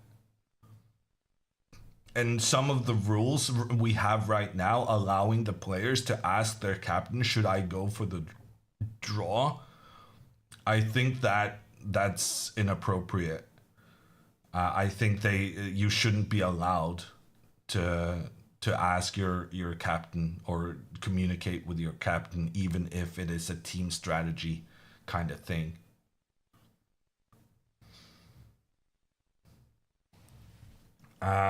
So I think we should stop having team captains. It would also save a tremendous amount of money for the organizers. And back in the day, the team captains had to wake up early in the morning and deliver the team sheet, who was going to play on the next day. But these days, it's always done on the internet. So anyone can do it. You don't have to be in Budapest to do it. I can deliver the Norwegian team list from the comfort of my own home in Oslo. So yeah, I think the team captain role is well, but this is coming from the guy who said that there will not be any more draw offers by 2020. And here we go, and the draw offers are still very much alive. So chess is a very, very traditional, conservative kind of place. Not a lot of changes being made. Chess players don't really like change.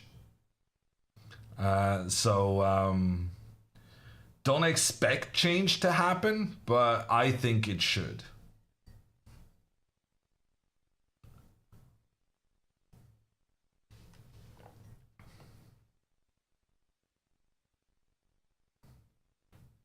Telephones were always around. Yeah. Hello, this is the team captain of the Swedish team. I would like to not play my best player this round in our top game against Norway. There's a bit more security on the internet, which is not normally something you can say about the internet, but in this case, it would be accurate. Also, this is how old I am. Have you guys seen those videos where people's like,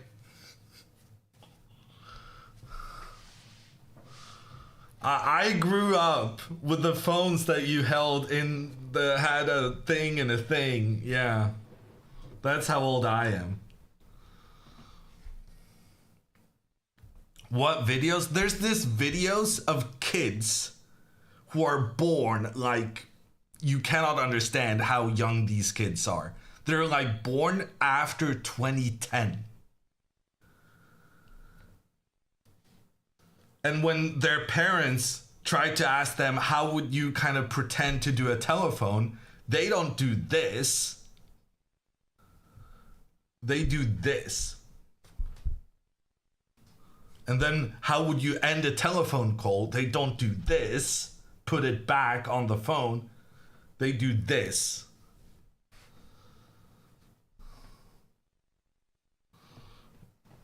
It's very fascinating because it genuinely does make you realize how much society has changed in the last 20 years. I've used a telephone that had an actual dial. How do you think that makes you special? How are we in a place where you think that's uncommon? I have as well. We had those not very long ago. My grandmother had those in the early 2000s. That's not a sensational thing. Just the fact that you would say it as if it was sensational tells me something about your age.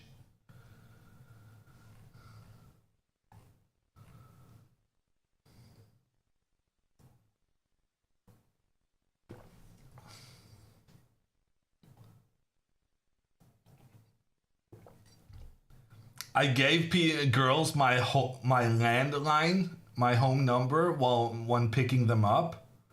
Okay, I'm not that old.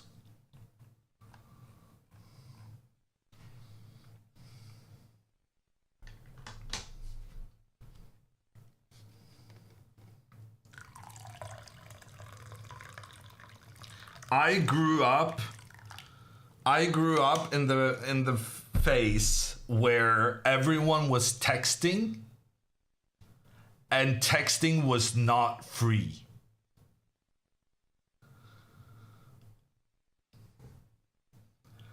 Kids in my day were paying 10 cents per text message. And they were texting like crazy.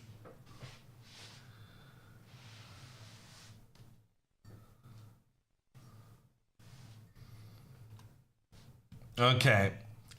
Very good news in Anna's game. She has avoided the trade of the bishop. So she realizes that black's bishop is looking kind of worthless right now. It's struggling to get into the game, so a trade for the white knight would be a good thing to happen. But Anna has prevented that by moving the knight away. Pawn to a4 then follows. King over here seems like a good move to me now.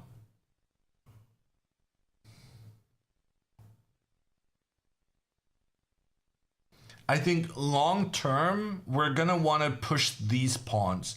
I've been kind of surprised by the fact that black hasn't decided where to put their king yet. I thought the normal thing of doing here is pushing the king over to the king side pretty quickly. But since that hasn't happened, it's making me think that if we push forward in the middle now, the king might not necessarily go over here and let us attack somehow here with the rooks down here and pointing down. But the king could then suddenly decide to run over to the other side and be very safe here, actually, because we don't really have any pieces on that side of the board. On the other hand, if black wanted to castle to the queen side, would you then be pushing this pawn even higher up the pitch? I don't know. NCC coming in with the prime. Thank you. It looks like there are many routes she can take here. Yes. Which is bad because she's just spent 30 minutes on the obvious stuff. And then I fret to think about the amount of time that's going to be spent when the plan is not obvious. And I think the thing that's surprising me the most is that black has a really difficult plan. It's very difficult for black to figure out how to continue. And yet, the black player has managed to keep pretty good pace, making reasonably quick decisions in a position that seems kind of troublesome for them.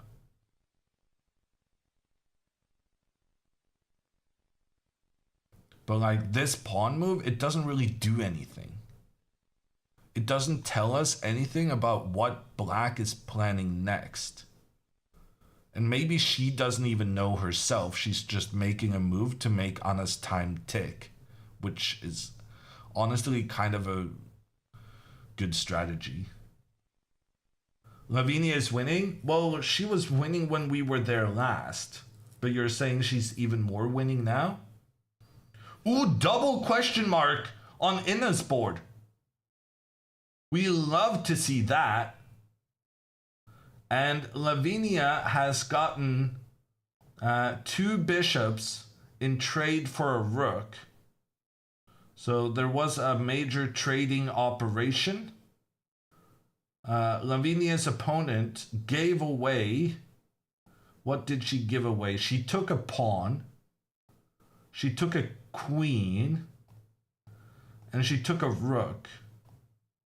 But so Lavinia she has two bishops against a pawn and a rook. And we talked about this yesterday because this was a possible situation in Anna's game where Anna could trade two of her knights for two pawns and a rook. Here, it's only one pawn and a rook. And instead of two knights, it's two bishops. And, you know, bishops are great.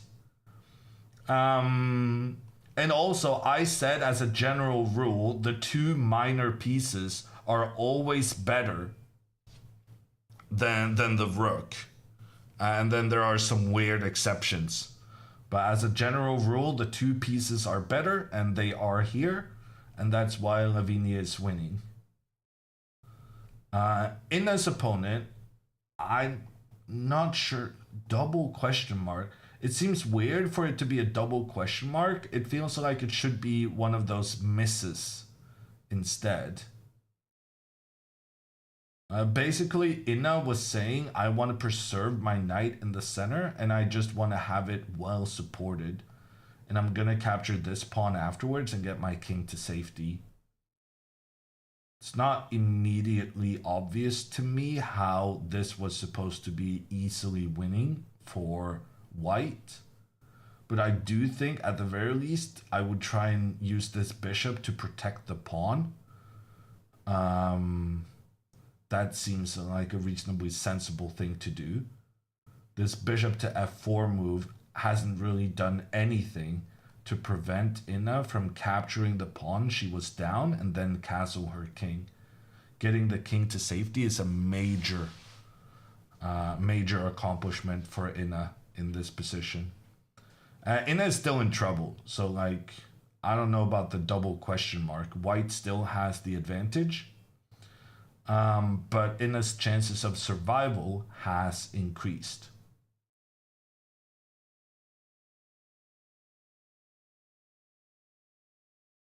And in Pia's game, oh no, oh yeah, I thought a move was made in Anna's board, but I guess that was just Ina writing down something. And now Anna is making her move, so I guess we'll stay with this and get to Pia's game later on. But in short, I can report that the continuation we expected to happen, that we analyzed, did in fact happen. And even though Pia has slightly weakened pawns, it does appear Anna is hesitating. So let's just jump into Pia's game for a little bit. Even though Pia has the so-called split pawns, where they're not next to each other and cannot defend each other, the fact that Pia has gotten all of her pieces out so early and have all her pieces in good positions, that compensates for the fact that this pawn might become a target for black's pieces. And the chess engines are generally happy about Pia's current situation. Pia's down 8 minutes on the clock. So she has spent a lot of time here. But she should be fine. And then we make it back to Anna's game.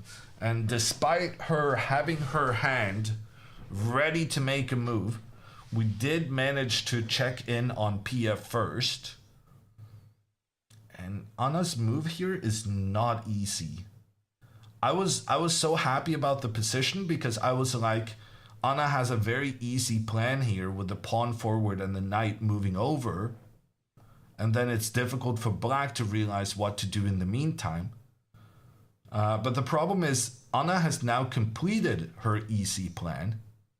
And then she ends up in the same situation as the Belgian player, which is that the plan moving forward from here is not so easy to understand. What's the best move for Anna? I don't know, is the honest truth.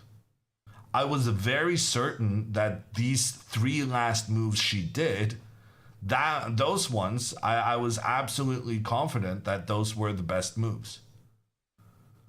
But now that that plan has been completed, I think it's difficult to understand what the next steps should be. I suggested the move king to b1, but Anna instead goes for the queen trade. We actually spoke about this queen trade earlier on because I said that was the only logical way of justifying this queen to d2 move. But then there was an issue of the black knight moving around after the trade. The knight would move around and attack this pawn. However, in the meantime, this knight has moved over to the queen side. So now it's less, it's a lot more difficult for black to exploit the fact that white's pawn is a bit further advanced. Okay, I really like this move. Big fan of this. And now she found her plan. So now her next couple of moves are going to be a lot easier because she's kind of decided on the direction she wants to take this game in. She's going for the endgame, which was a big success for her in the previous game.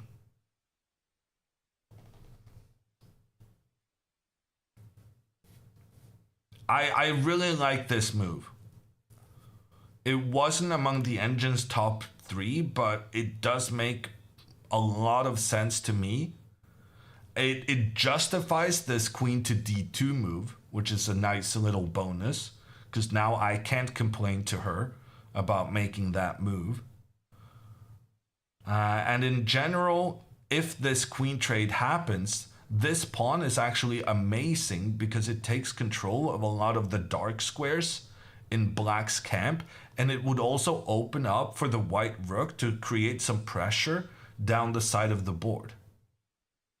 So I think the only thing I'm sure about is that black is not going to trade these queens. So black is going to go bishop to d7. And then there's no reason for Anna to make the trade because she wants the trade to happen on her terms because then her pawn can get further up the board. And here Anna should go king to c2 because taking control of the b3 square is a very good idea here. Because since the queens are getting traded off, let's say the king tries to move over here, now Anna can go pawn to b4, attack the knight, and she doesn't have to be scared about the fact that she's voluntarily opening up for the rook along the edge of the board, because Anna knows that whenever she feels like, she can go for the queen trade, after which attacks on the king are not going to be very effective. I'm really liking this plan. Queen trade and then push the rook, king, protecting this b3 square, and then pawn to b4. Anna was unable to play pawn to b4 immediately because then the en passant move would take that pawn out and the pawn would be protected by the knight. So we need extra defense to that square. And not only do we need extra defense, we also need to kind of not be scared of the rook opening up along the edge. Yeah, no, I'm very happy about this development. Anna is down 20 minutes on the clock though. And I think now black has a pretty easy move with bishop to d7. So it's important that Anna spend this time while her opponent is thinking, realizing that bishop here is the only sensible move, and then coming up with this king plan to enable trying to push the black knight out of its position. If this knight has to move away, white would be completely dominating both on the right side and on the left side of the board.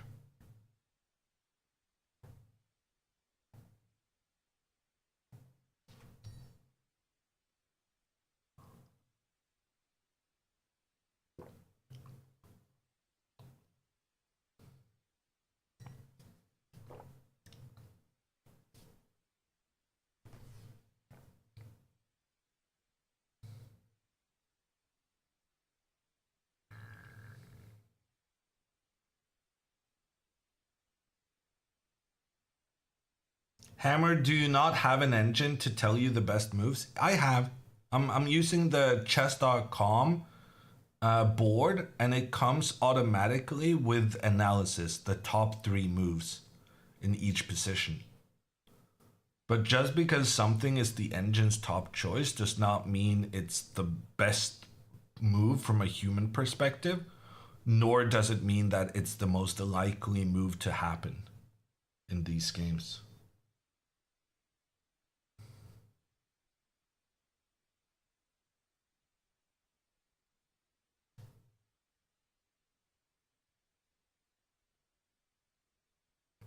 Ding is beating Nordebek? Wow. Is that his first win in the tournament? Okay, bishop d7 played. That one was pretty obvious. Now we're looking for the king forward. That would showcase to us that she understands the key here is to go after the knight. And remember the move she was so proud about against Portugal? That was also pawn to b4 in a similar pawn structure where her opponent could do the en passant. So Anna already has very good memories of this pawn move in a similar situation.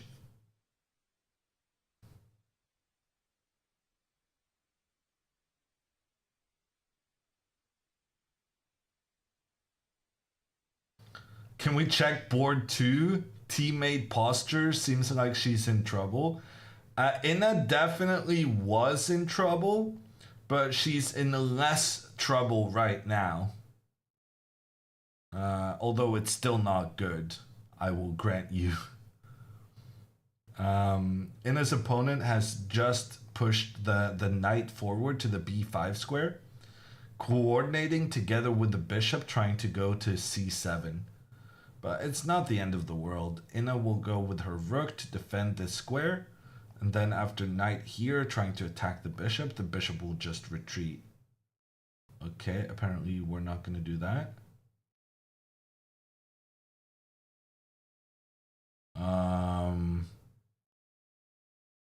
Okay, that's not great. If we cannot move this bishop back safely, that's going to be an issue.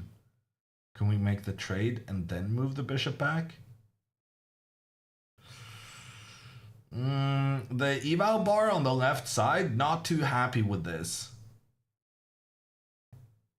Maybe I was a bit quick to say that Inna is okay.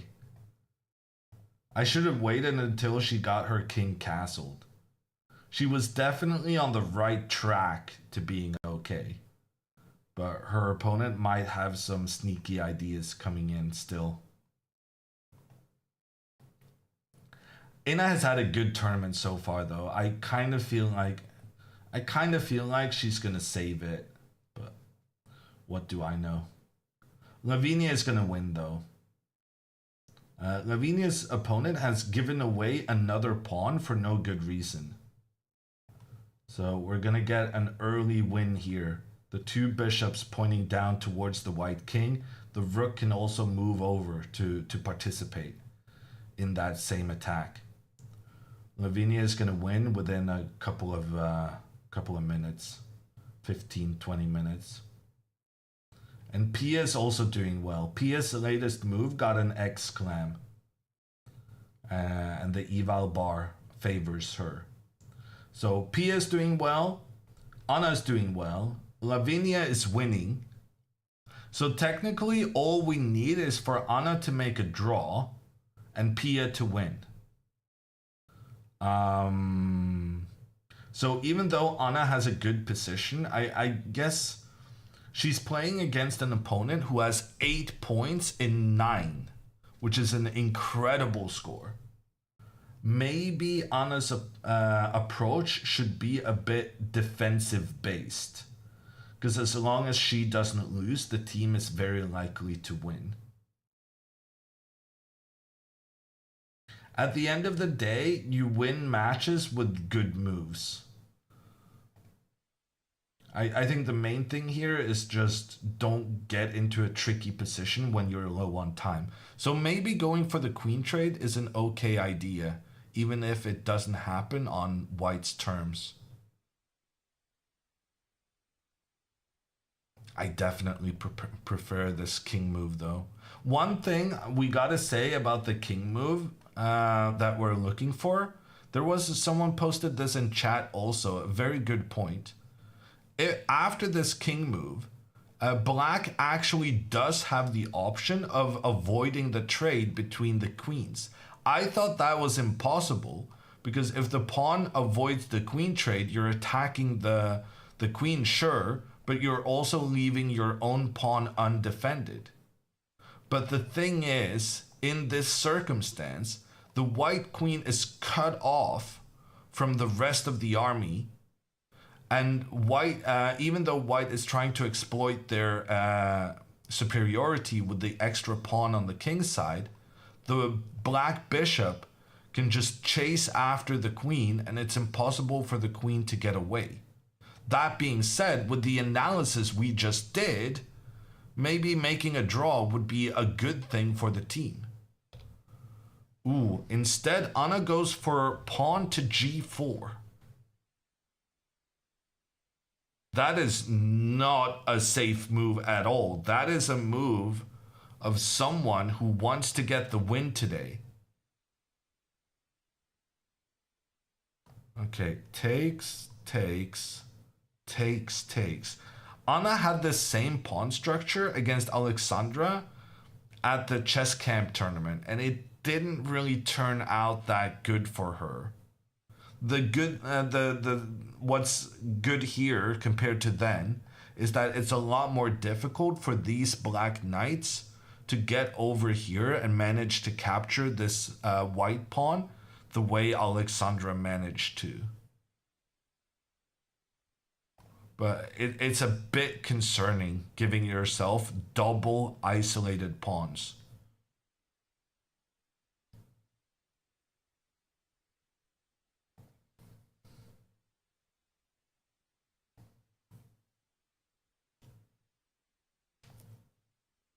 Why didn't she trade queens? That doesn't allow the opponent to castle. It doesn't matter whether you castle if the queens are traded off.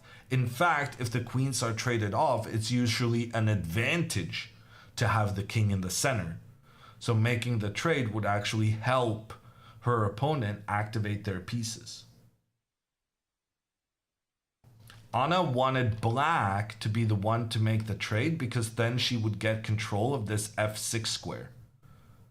And without control of the f6 square, black could not support their center, which would then be a problem when Anna continued putting pressure in.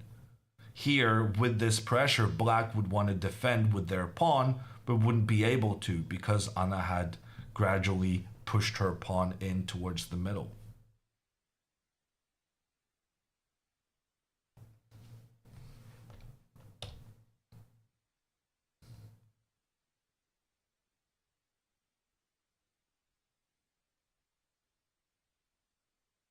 What if she takes with the knight instead of the pawn? Well, we talked about this earlier, how the black bishop is pretty bad because it's being restricted by all of these white pawns on the light squares.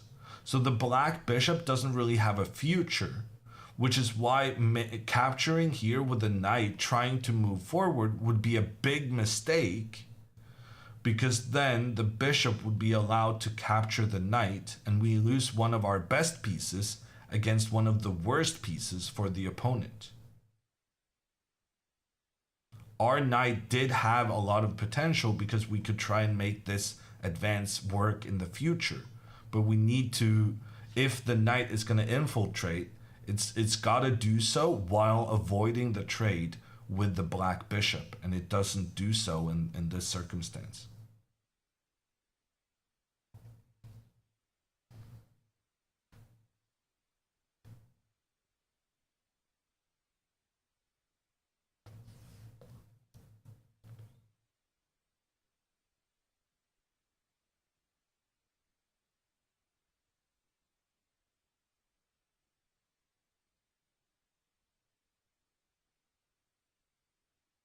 No word in the English language rhymes with month, orange, silver, and purple.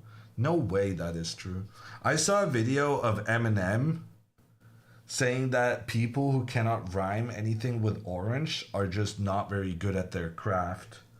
And he illustrated how he could cut orange into two syllables or something and then make it rhyme with like 10 different things.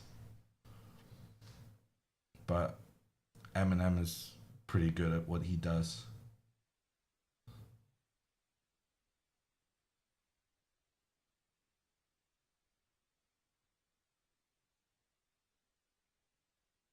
Cutting up a word makes it kind of different. He made it sound pretty identical.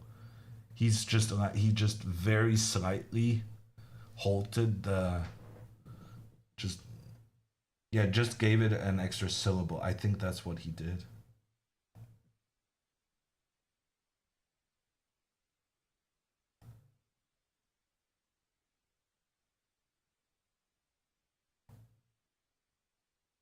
What word is spelled incorrectly in every dictionary?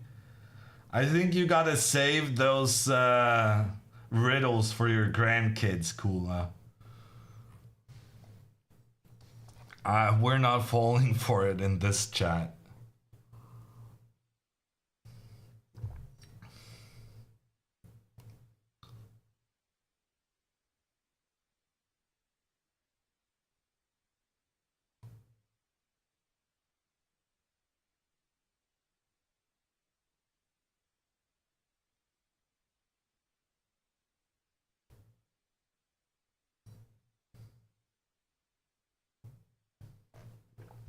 Okay, Anna's thinking, but at least it's not her clock that's ticking down.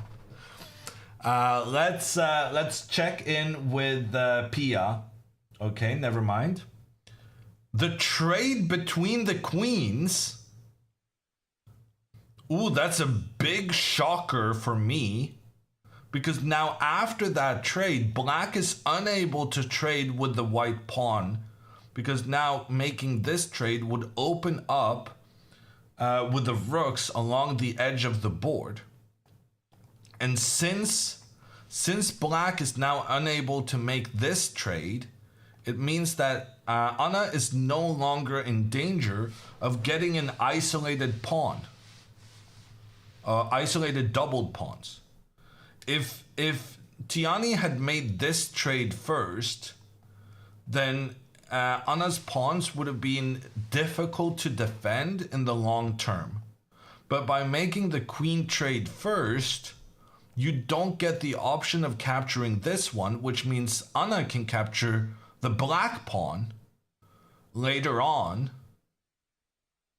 And that feels nice for her. Although now maybe pawn to h4 is interesting. I kind of just assumed that if you continue with this pawn forward, you're not going to be able to defend it long term. But it turns out black has this very interesting pawn to f6. And when this pawn is captured, you can go pawn to g5 and you manage to defend the forwardmost pawn.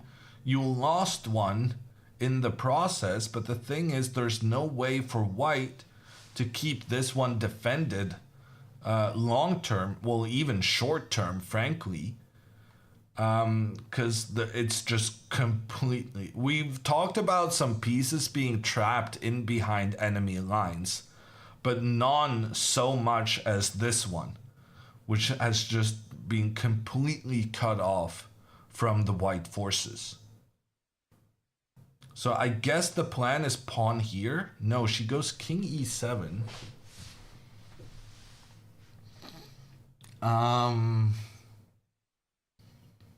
This has become difficult to assess. So now black is once again threatening to make this trade and giving Anna the double isolated pawns. So I don't really want that to happen. So I think capturing this one makes a lot of sense. When black then recaptures, black is the one with an isolated pawn on the edge of the board. The thing is, even though this pawn is not technically isolated because it could get support from its buddy, the thing is that the support is always going to be captured by the black pawn. So for all intents and purposes, this guy is pretty alone. Or should we be referring to the pawns as girls, as they can become queens? That's probably fair.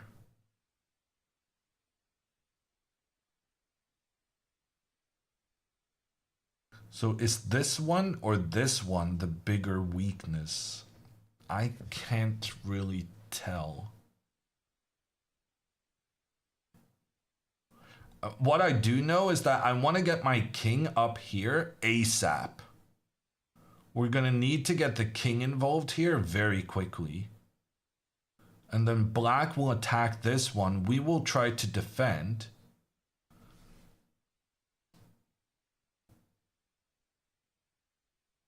But yeah, now we're bringing the king up. And when we're bringing the king up, we're also going to be able to go pawn to f4 soon enough. And here the king has made it all the way to actually give some support to this one. And still, black's pawn remains an issue for them, or so it seems. The chess engine actually likes this for black, which is making me kind of concerned, because I feel like this is a very sensible way of playing from where we started.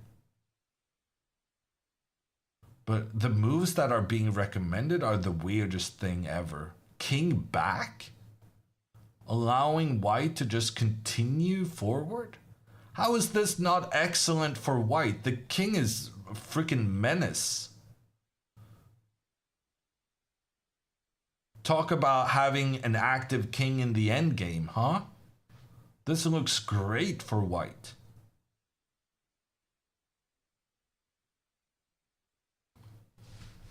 Okay, I don't love the fact that we're apparently going into some tricky endgame situation. And Anna has 20 minutes less than her opponent. Knowing her, that time difference is probably going to increase over the next couple of moves. Because now the position has genuinely become very tricky, even in the endgame. As far as endgames go, this is some of the trickier ones in that category.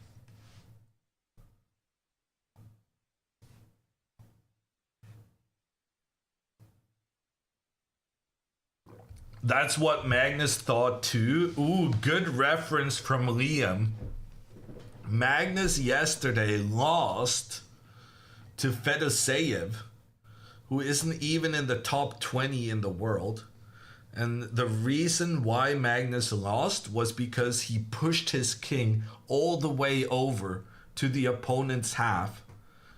And his king got in trouble for it. But I maintain that in the analysis I did, the white king was still healthy. Even if it started moving into black's half of the game.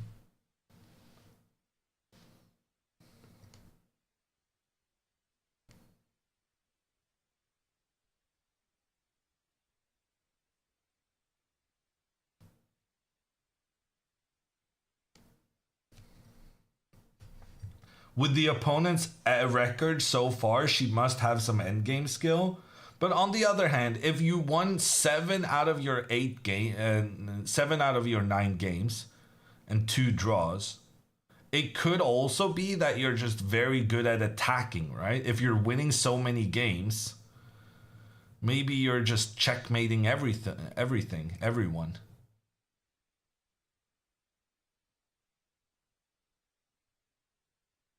Lavinia 99.1 accuracy. She's had a good game. Mistake by Pia? Oh, okay. We're getting so many references from the other games. A question mark for Pia? I have been talking about how I technically don't like Pia's pawn structure. And Pia is a classically schooled player just like me. Maybe she doesn't like her situation either, even if the chess engines thought that she did have good piece placements to compensate for the pawn disadvantage. Inna remains under big pressure. And well, Lavinia obviously is going to win, but we've known that for some time already.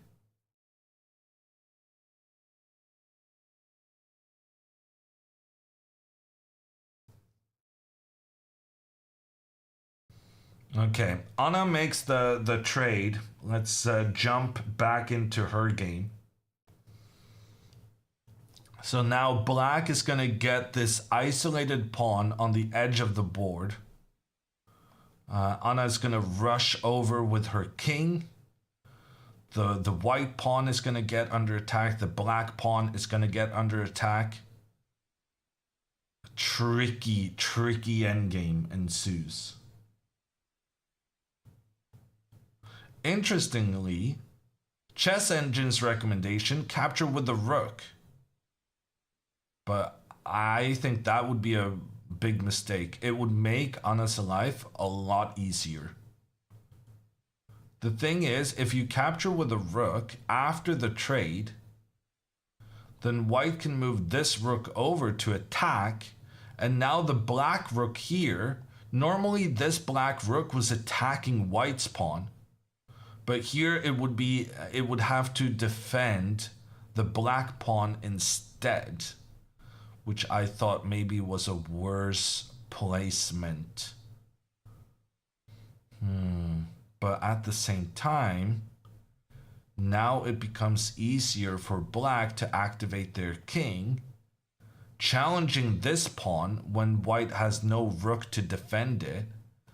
And the pawn then has to agree to the trade, but this is allowing the black king to push forward in the fashion that white's king was when we analyzed earlier.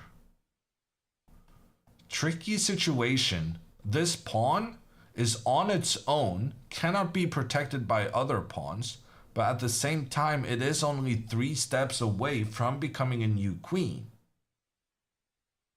This is one of those situations where it's difficult to judge whether a pawn is strong or whether it's going to be weak in the future. And it could be strong now, but then it's easy to make a mistake, and then maybe it will become a problem down the line. So it turns out black's recapture is not obvious. Do you take with the rook? Do you take with the pawn? And that's nice for us because it means Anna's opponent is going to burn some time with this decision making.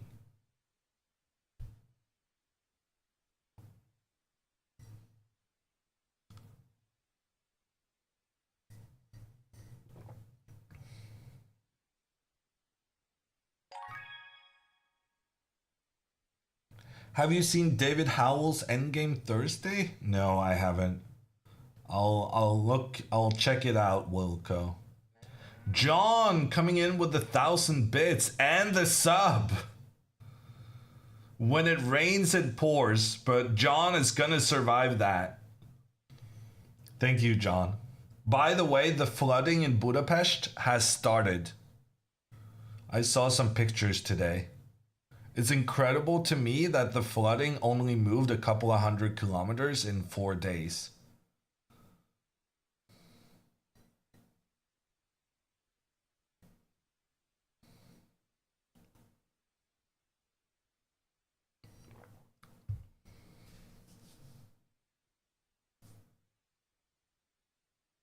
What about pawn to a3 to give access to the a4 square for the knight?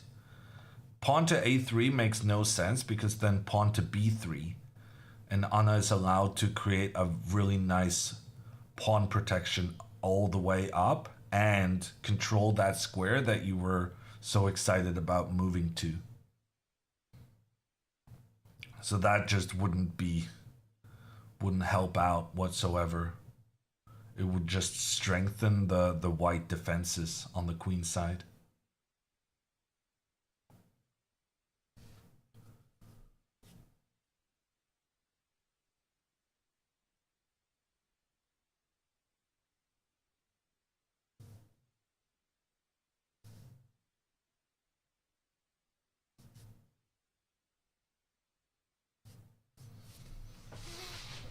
Are we gonna get a confirmation on the Lavinia's game soon?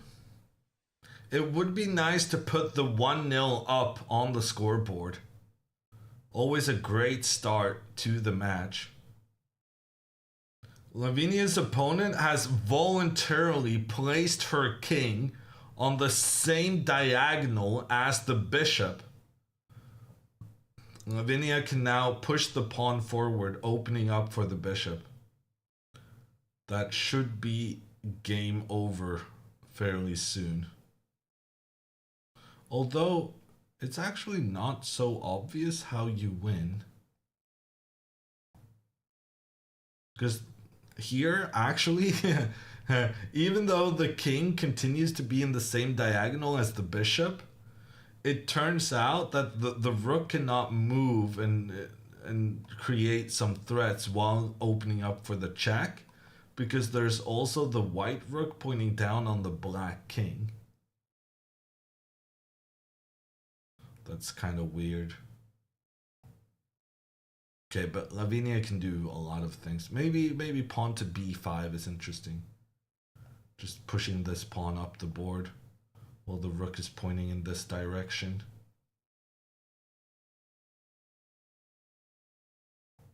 She's gonna find some way of winning, I'm sure. Pia's time situation is not the greatest. Pia's down to 27 minutes now. Her opponent only has 32, so it's not the end of the world, but something to keep an eye on. And then we have Ina's game on board 2, which is looking very, very bad.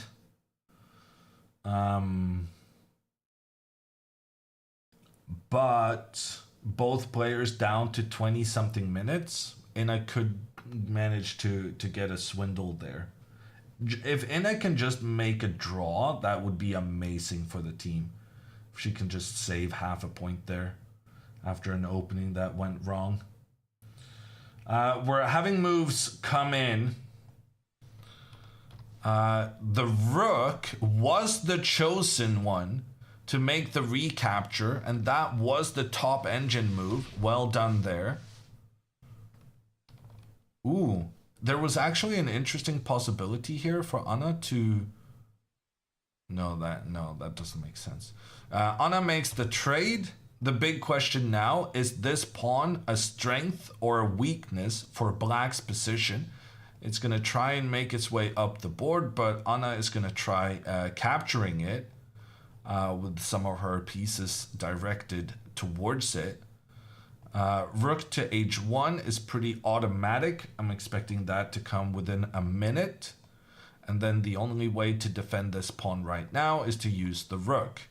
Now, we have seen Black's technique of making a trade in order to activate the path for the king to move forward. Right now, the king cannot move forward because the pawn has control of this f6 square. But by moving here herself, Black can make the trade happen and create a path for the king upwards. Which means my original plan of moving the king into the center may not be the best one.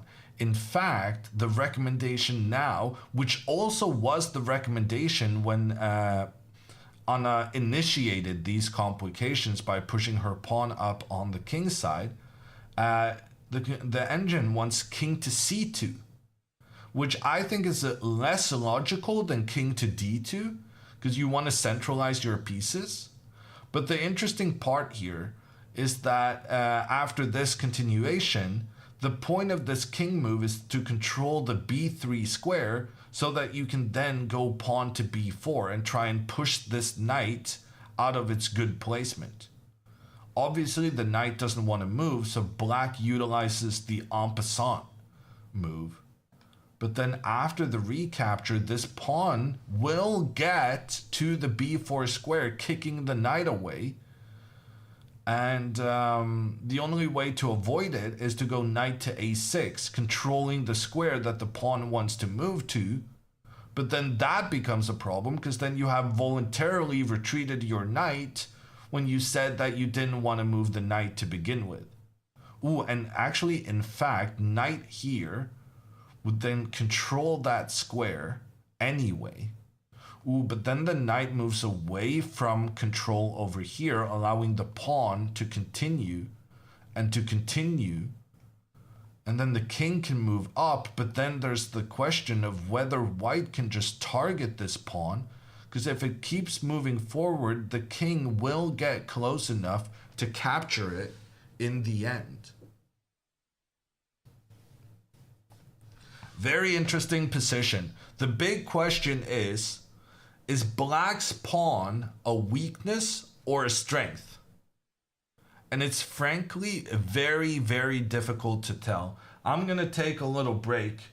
And when we're back, we're going to have some extra moves and maybe more clarity as to the situation moving forward.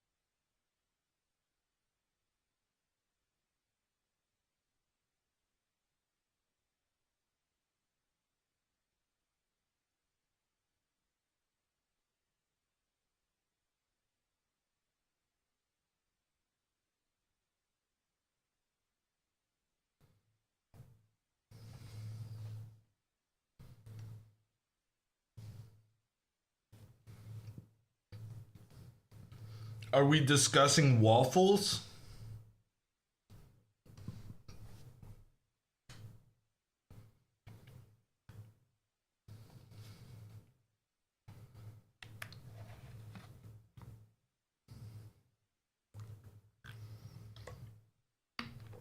Don't come back. They were fast when you were away. Well, the thing is, they're gonna have to be fast now. Anna's down to 16 minutes. Frankly, more time than she normally has at this stage. She needs to make another 18 moves before she's at move 40. And move 40 is a big, big moment, because that's when they get an additional 30 minutes added to their clocks.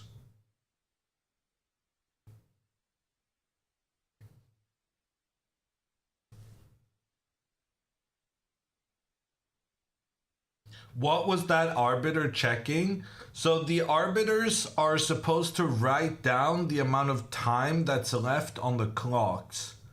And they're supposed to do that, I think, once every 30 minutes or once every hour.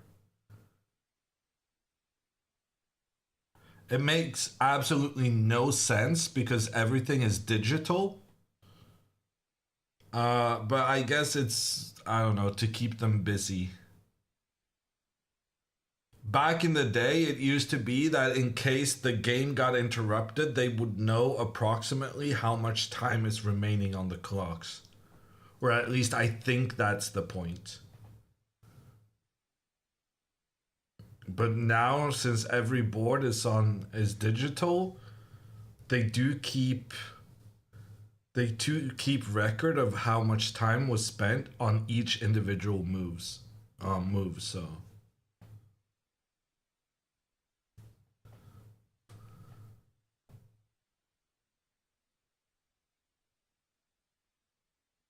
okay, we have a shout out from Sveches in chat. The guy in the background here is Martin Lokande, one of the players on the Swedish Open section team. There he goes.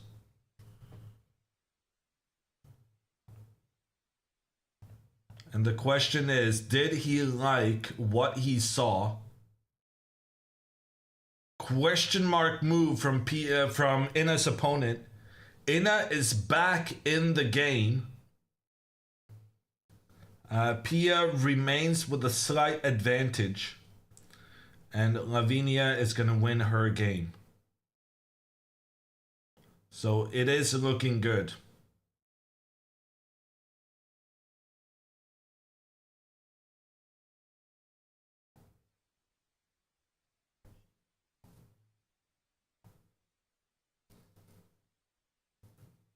Rook to h4 to block the pawn. Actually, this would only help black, but I understand the idea behind your move. You want to make sure that the pawn cannot progress, but now black will still do this plan of trading the pawns, which will open up the path for the king. And in fact, by moving the rook here, you've only helped the opponent, because now the king is brought into the game quicker with an attack on the rook, and the rook has to move back, which means that white just wasted 2 moves moving back and forth, while black in the meantime has managed to activate their king. So while it's normal trying to prevent the opponent's pawn from moving away from the same colored square as your bishop, in this situation it just doesn't work out.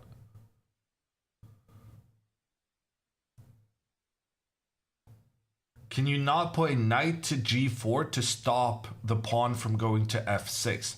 Very interesting suggestion.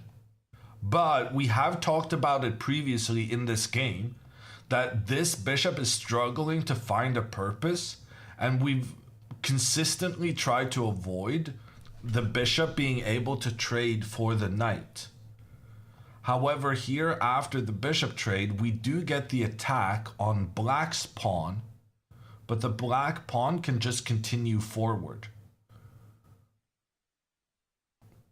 And once again, this pawn to f6 move is pretty effective, allowing the black king to really get a good positioning here. And now that the king is protecting the pawn, the rook can try and find other ways of invading.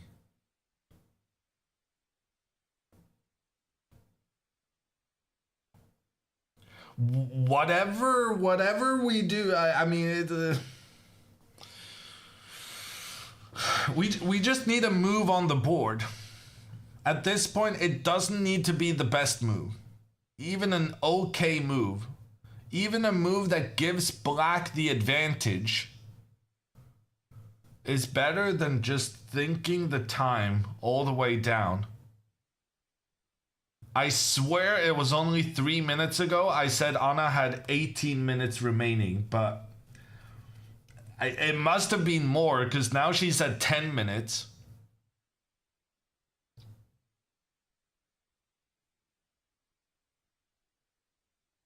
King to c2 is a very clever move, but it's a difficult one to find. Your instinct is to move the king where the action is happening.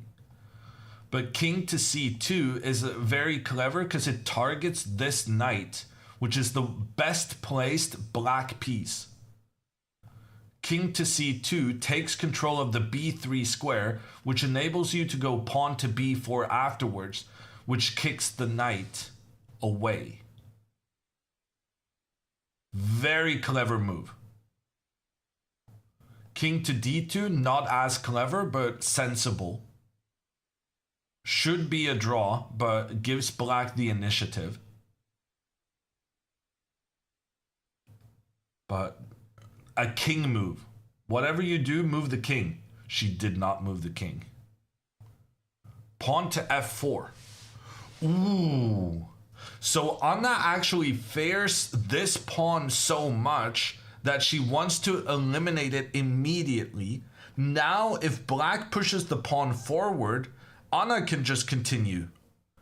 And here, contrary to the other variations where white has had to make the trade, allowing black to activate their king, because the white pawn is so advanced, white can push the other pawn further forward.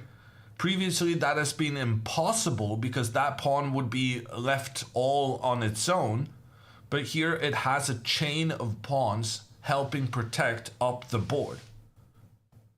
So after pawn to f4, black doesn't have a choice. Black has to give up this h pawn. And in the meantime, Lavinia has won her game. 1-0 Sweden. Lavinia has won.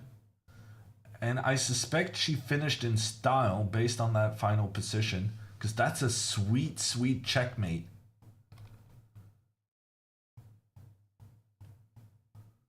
So Lavinia continued forward. Oh, her opponent didn't take the pawn. Okay, but it is the triumph of the bishop pair. The bishops working together to checkmate the king in the corner of the board. Well done. Nice. 98.4 accuracy from Lavinia. Great play. Sweden takes the lead.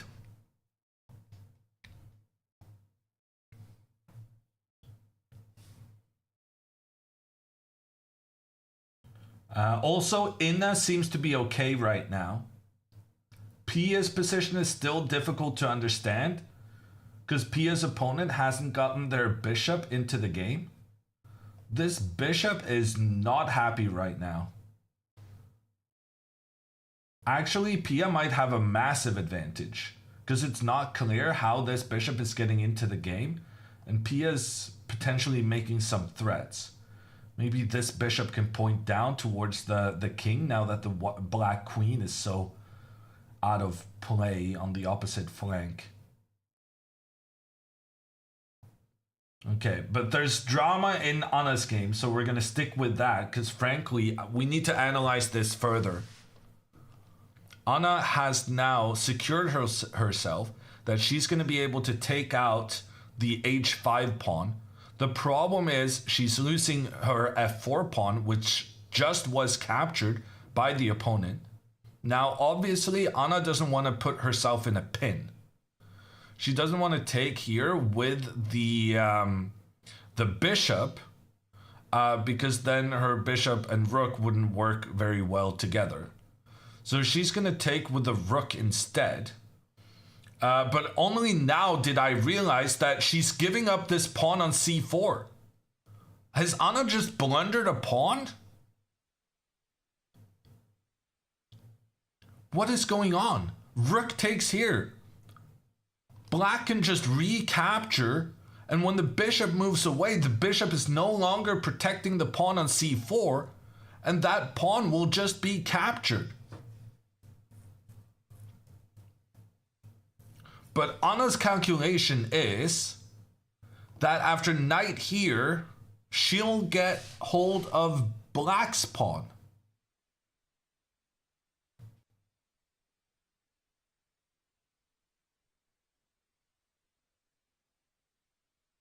That should be fine, actually. Yeah, that should be fine.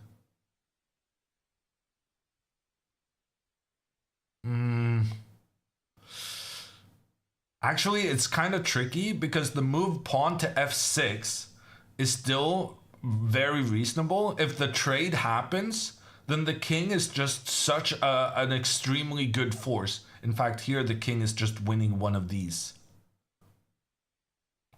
So Anna needs to prevent the king from getting into the game and push the pawn forward. Now, previously, that was a terrible idea because it would be left completely on its own. But here, the pawn at least has the bishop to help protect it. The issue is that the king will move around. The pawn has no option to push further forward. And then the knight and bishop are going to target this pawn. Okay, all of this is happening. Okay, that is a relay error. That is a relay error. That is a relay error. And that is a relay error. Okay, we're gonna hold on a little bit until the board can correct itself.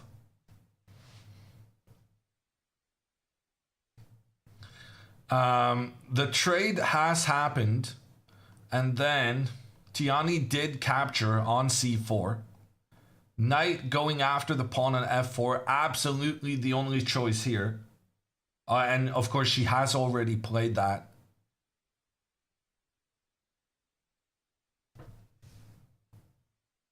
Now pawn to f6, a very tricky move. Okay, let's investigate further. Pawn trying to open the path for the king to come forward. Anna says, no, you're not going to get open space here for the king. If now pawn to f5, trying to get the king forward here afterwards, pawn to g7 actually leads to a new queen. Because the bishop and pawn together are making sure that the king cannot get back into defense in time. That's pretty cute. So here the king would need to go back. Anna would recapture, but we are concerned about the long-term health of this one. I don't know, this looks kind of scary for Anna to me. King forward makes sense. And then knight back makes sense. King forward makes sense. Bishop back makes sense. Pawn up here attacks the knight, makes sense. Takes, takes. Bishop takes here, makes sense. Take, take. I don't know about this. Chess Engine says that Anna needs to make a draw down a pawn in an endgame. It's not immediately obvious to me that that white is okay here. Black has 4 pawns, white has 3. Chess Engine says it's completely equal, but A pawn is a pawn. Not a huge fan. I think Pia's opponent just blundered. Pia's opponent just blundered. Let's get to Pia's board. The computer is not done calculating, which is why there's no mark on that knight, but I'm expecting a double question mark. Because am I crazy or am I crazy? Knight takes c6. Is that not a winning knight sacrifice? It certainly looks so to me. Ooh, there it goes.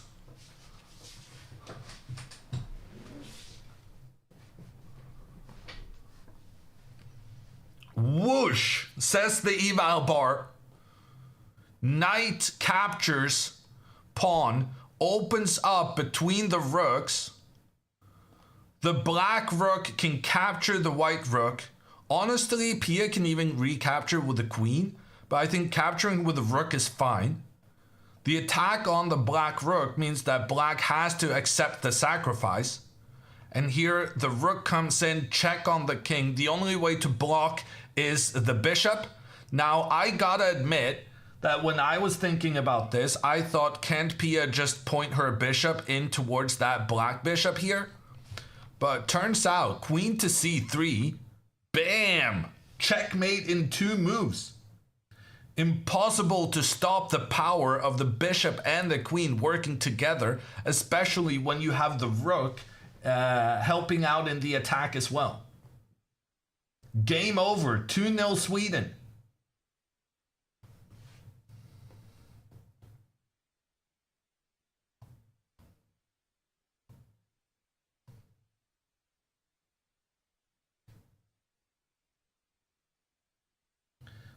Only one thing remaining.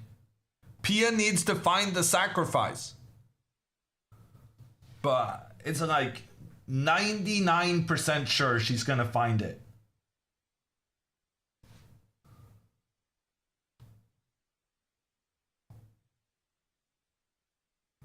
On a blundered? Okay, we're gonna switch over. Have we even gotten the moves? The relay hasn't fixed itself. Okay, so we were here. Takes, back. What did Anna's opponent do? Knight to e5? Knight to e5. This move we did not fear, no? No, this is fine. We were only scared about this pawn to f6 move, because then the king could go around and try and take our pawn. This is okay.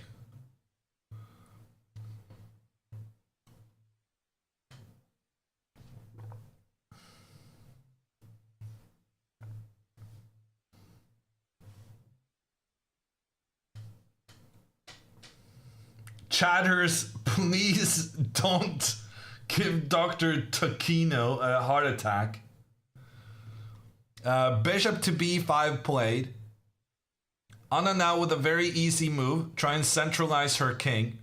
The position is equal. Black did not find the idea of bringing the king in through the center.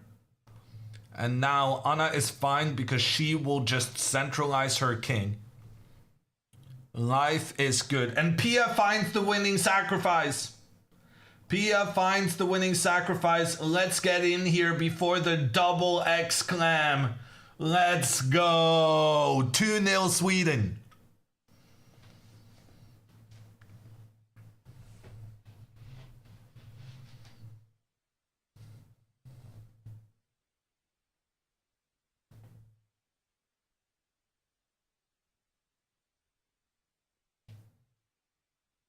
Could this be a win for Anna? No, but a draw is good.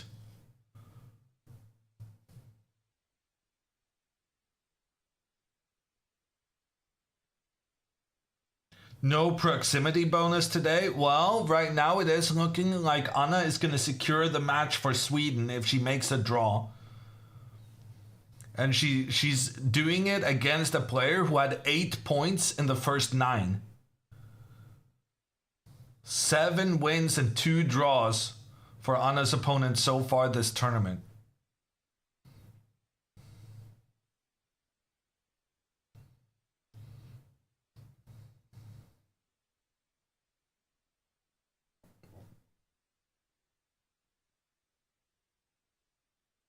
Why is this brilliant? Can you walk through the lines? We just looked at it, but we'll look at it again.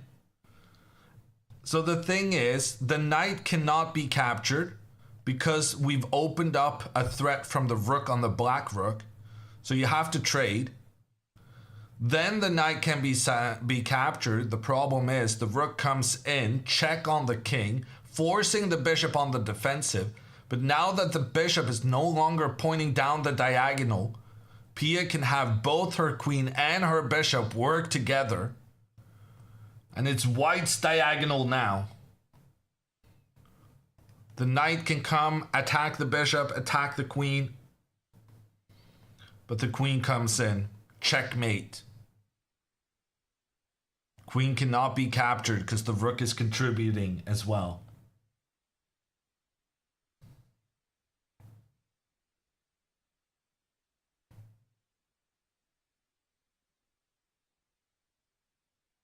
Very, very nice. But that also means Anna's game becomes very, very important now. If she can make a draw, Sweden wins the match.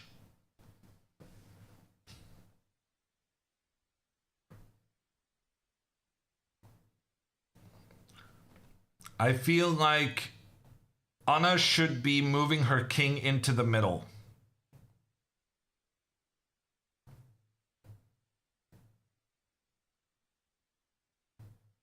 I don't really know why she's thinking. Her opponent is potentially threatening check here. If Anna does nothing, well, she doesn't really have a nothing move. Is she considering pawn to g6? That would be unnecessary, giving her opponent's king access to the center of the board. This pawn is actually doing a great job because it's restricting the movement of the opponent's king. And now that means white wins the race to centralize the king first.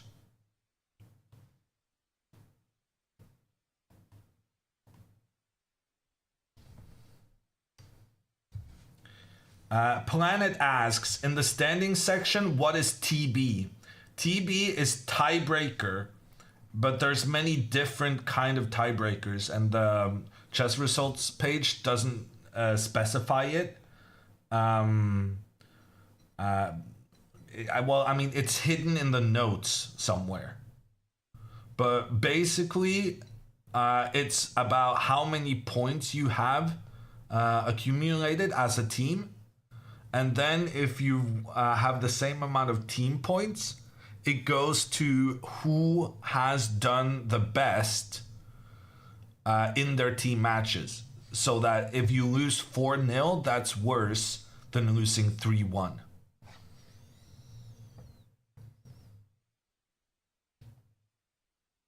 Pia moved? Yeah, we're not watching Pia's game. Pia's game is over.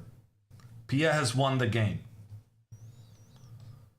Only the formalities remain.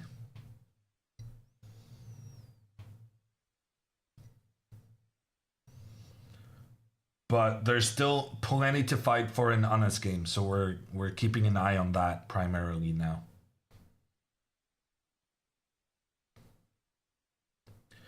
Would you prefer king to c2 or king to d2? I mean, I would go king to d2, but I don't think it makes any difference. All the paths lead to Rome. And in this case, Rome is the d4 square.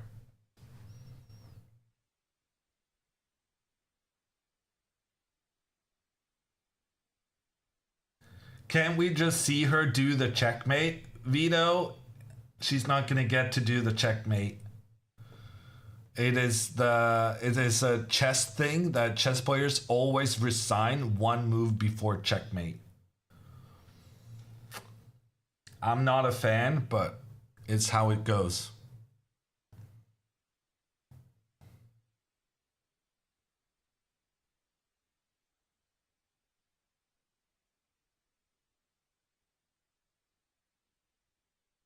Didn't we just see a checkmate? Technically, it was not a checkmate because Lavinia's opponent could intercept with a pawn.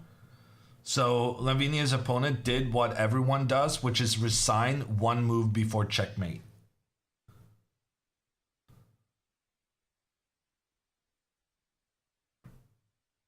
Why resign? I don't know. When you're one move away, you might as well allow your opponent to give the checkmate, is my opinion. But what are you going to do?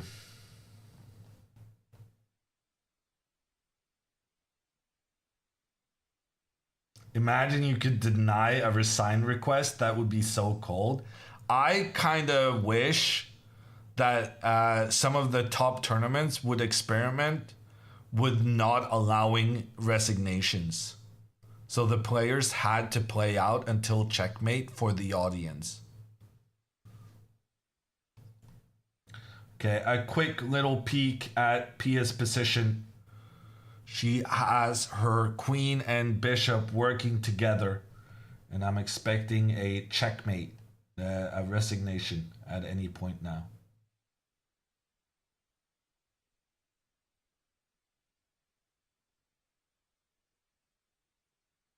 Opening up for the handshake.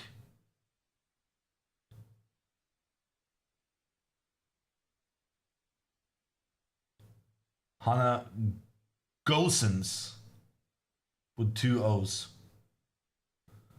about to give out her hand as a resignation to Pia.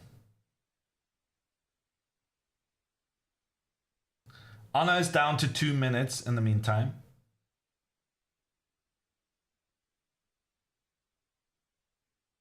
And here goes Pia's opponent.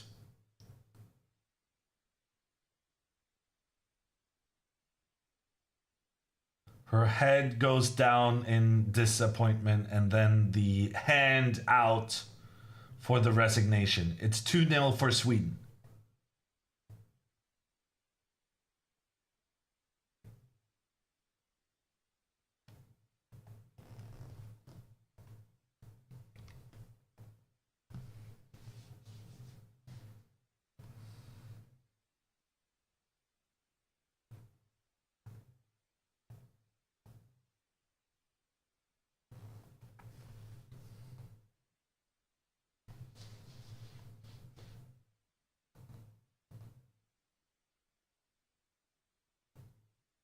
Looking good for Sweden. At least one of the remaining should draw. Well, if it's going to be Anna, she needs to speed up. Because she's down to 1 minute and 10 seconds now. Where Anna is currently thinking about her 28th move. She needs to make another 13 moves to get the additional 30 minutes.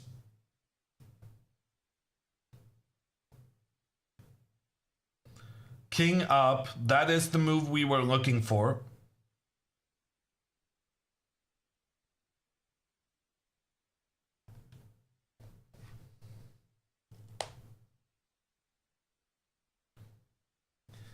Hafnaf, they also get 30 extra seconds per move they make. So it's not as bad as it sounds.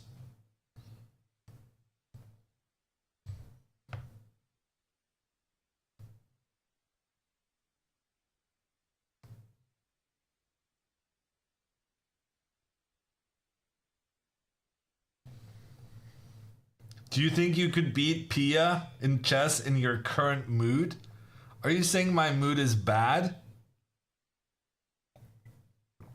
I did beat Pia in the Swedish league a year and a half ago. But I remember it as if it was yesterday. I was very happy with that game.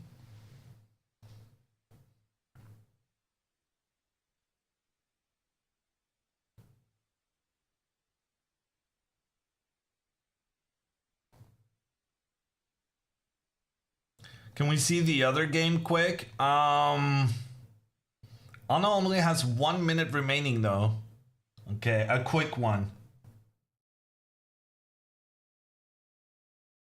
Inna is still worse. It's not looking great for Inna still, but at least she's not getting checkmated in the opening. Inna's opponent is low on time, but so is Inna herself. It's going to be a struggle getting that necessary half point. Right now, Anna is the primary candidate, but she only has 1 minute remaining. Her opponent's bishop attacks the pawn on the edge of the board. Anna quickly saves the pawn. That was great. She got a quick move. One move closer to the extra 30 minutes. The problem is when she gets the extra 30 minutes, she's going to spend all that time immediately. Or at least so she did against Bangladesh.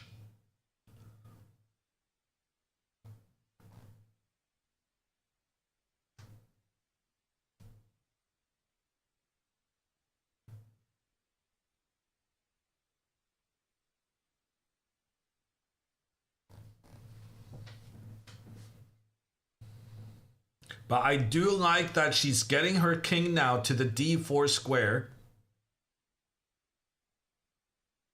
A nice centralized king. The only problem her opponent can create is this pawn to f6 move. Because if Anna then trades, the king will be very dangerous, attacking everything, potentially also making its way through the center. This king is the only thing that can give black winning chances. But the thing is, Chess Engine says pawn to g6 here, good move.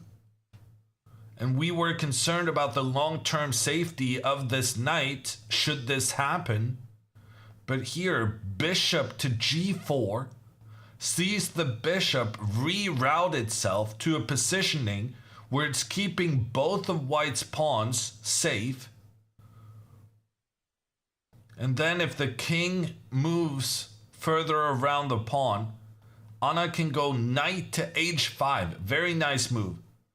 Sacrificing the knight, but if the king is lured to capture it, white gets a new queen. And then if black captures the white pawn, Anna captures the black pawn. And it's an equal trade with the white knight continuing towards the black pawns on the queen side. But that's a tricky variation. Pawn to f6, considering Anna's time situation, that is definitely the move black should make. Try and make things complicated.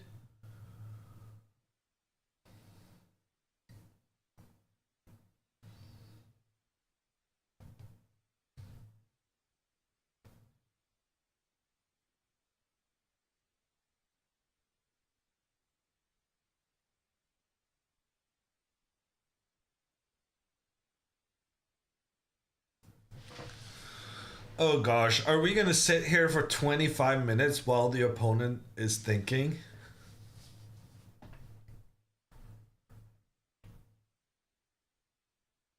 This is the problem of being 30 minutes down on the clock.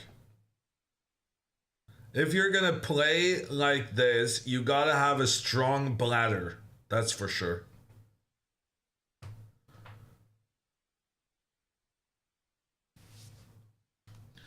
Okay, bishop gives a check. I don't understand this move.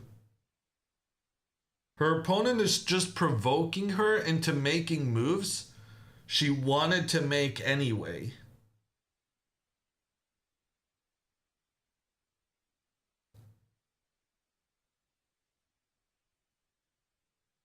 Yeah, I'm not very impressed by this plan with the bishop. If the bishop now continues and tries to come in behind, the white pawns, Anna could potentially even just go for trades. Oh, apparently that's terrible. Never mind. But just put the king in the center. King in the center, defense, stuff. Life is good. The knight can check the king away, and then we just go back and forth. If the bishop comes here,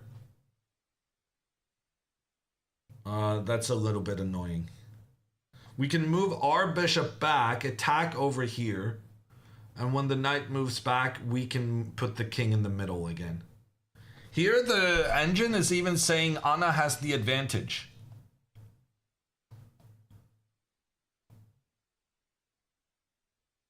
I don't really understand how though. Okay, the bishop moves into the corner. Is Anna gonna move the king back? Is she gonna move the king up?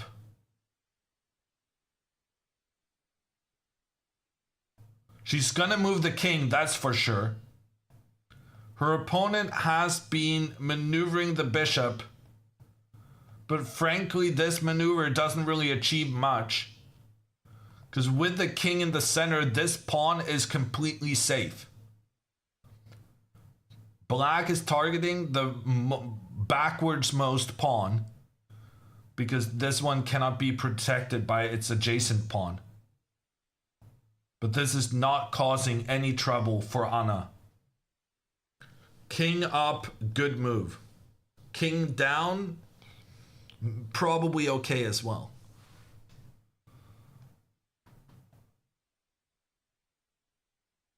Moving knight, completely unnecessary. We were very happy with that placement. Why are we moving it?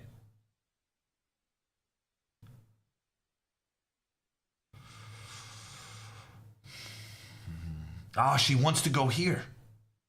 Is she going for the win? Or she's trying to go after the king. But you know what they say. If you go for the king, you better not miss. The big question now is whether or not Black can go pawn to f6 now that the knight is no longer controlling down here. Bishop to b. I do not understand what this Belgian is doing. The bishop is attacking this pawn, but Anna is very easily defending that while also having some attacking intentions now. I changed my mind. Well, I don't know if I changed my mind, but if this was going to be a bad move, it was going to be because of pawn to f6. Pawn to f6 was the way of trying to complicate the game. Now instead, Anna has her knight on the g3 square. The knight is very nicely defending the pawn in the center as well as attacking the king. If now pawn to f6, the knight can push Black's king away and then capture the pawn. Ooh, but then the knight is no longer defending here.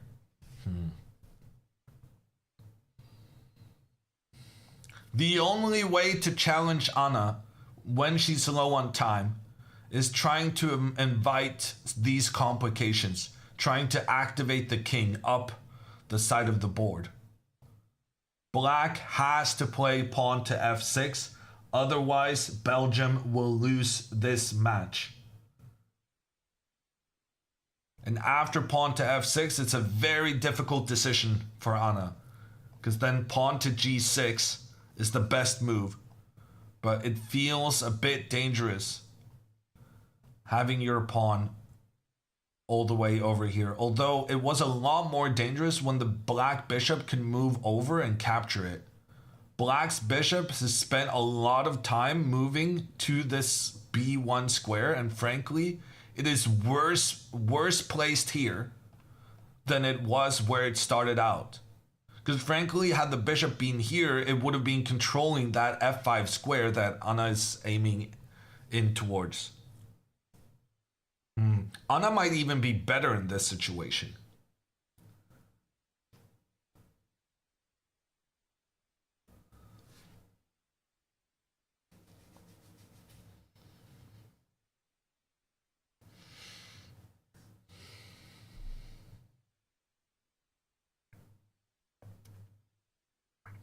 Okay.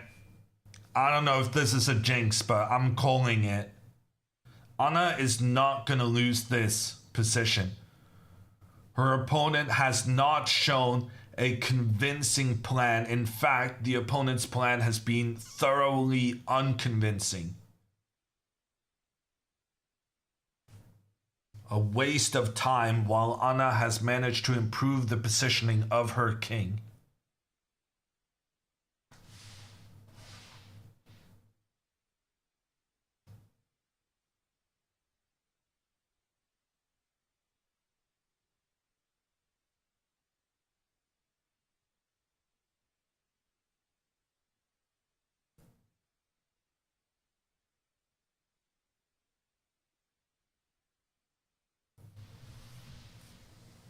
There is no plan. Well, there was a plan, but it was too easy to deal with.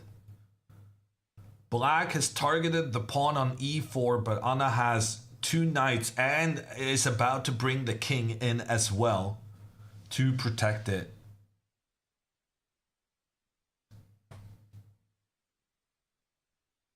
Why is it over for the opponent if she doesn't play pawn to f6? Because if she doesn't do this, she has no way of activating her king. And without bringing the king in, she's unable to overwhelm the white forces. We can already tell that Anna's defensive play, she's managing to defend everything with her king and her knights. Black needs to open a second front to increase the pressure. And the only way of increasing the pressure is trying to get the king over here. And in order to get the king over here, you have to cross the f6 square. And right now that's impossible because Anna has that one under control. King to f8 doesn't do anything.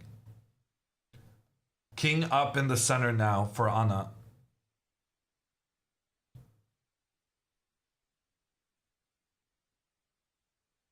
Now this game is just going to end in a draw. Very nice centralized king. Nothing black can do. In fact, if black keeps going, they risk losing the game because now white's pieces are actually very nicely coordinated.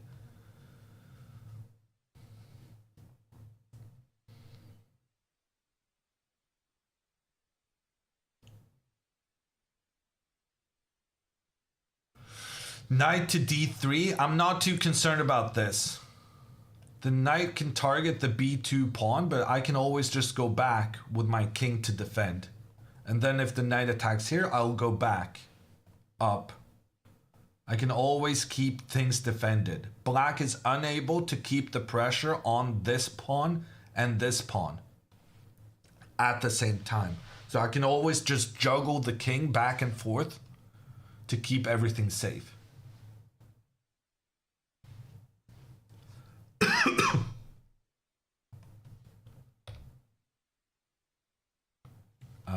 Bishop back. Why are we not centralizing our king? Why are we giving our opponent a path for the king to attack our pawn?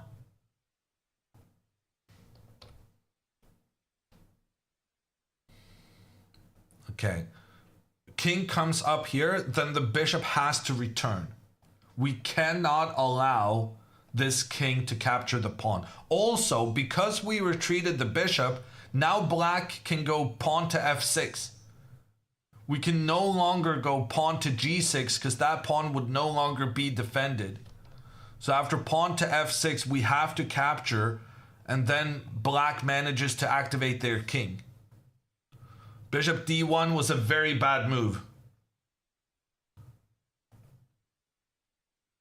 Of course it gets the green star from chess.com, but trust me, pawn to f6 there would have been dangerous. Instead, king to g7. Mistake. Mistake also from the opponent. Because now Anna returns with her bishop. Ooh, maybe it's not a mistake. What now if pawn to f6? Pawn to f6 has become tricky. The thing here was, if Anna had just moved her king up into the center, anytime her opponent tries to have her king protect the f6 square, Anna would have been able to just kick the king back. And the life would be good. Pawn here doesn't matter. The bishop has everything under control. But in the current position, because the king did not move up to protect the pawn in the middle, now after pawn to f6, Anna can move the knight up, attack the king, force the king back, and then capture the pawn. The problem is then the knight has moved away from the defense of the e4 pawn, and black can capture that one, leading to a very difficult endgame because now this one's in trouble. And if we take this one, it's a check on the king and attack on the pawn. So here Anna would lose a pawn.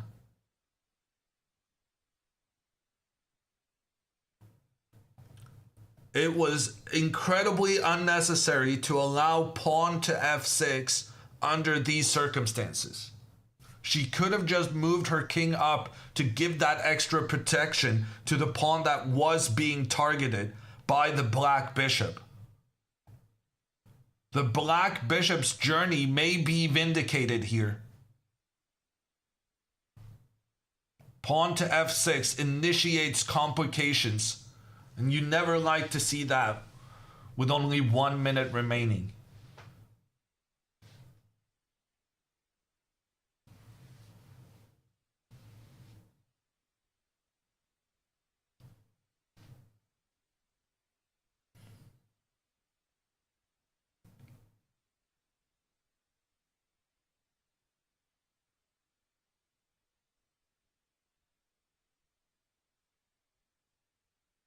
Her opponent doesn't play it.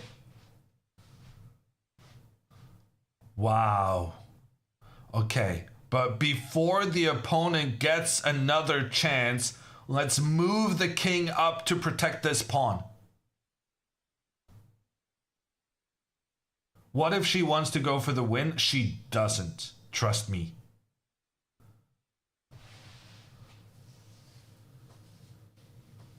Sweden is up 2-0. A draw wins the match. She's playing against an opponent who has won 7 games and 2 draws in 9. Okay, knight forward, check on the king. Good move. Actually, now she might go for the win. You're right. She might go for the win here. The king has to move away, and now the king moves up. Maybe she can find a favorable moment to trade the bishop for the knight. She can't do it right now because that would allow the king to step forward and capture the white pawn.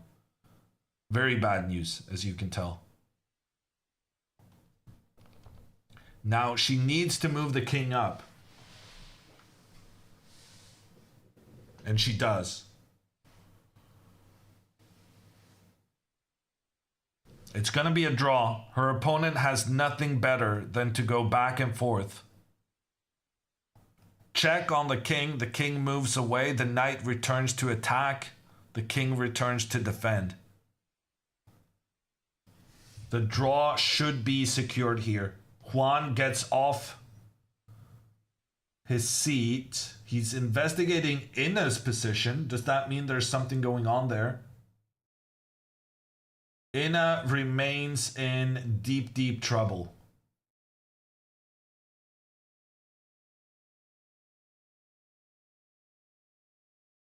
It is on Anna to win this game for this match for Sweden.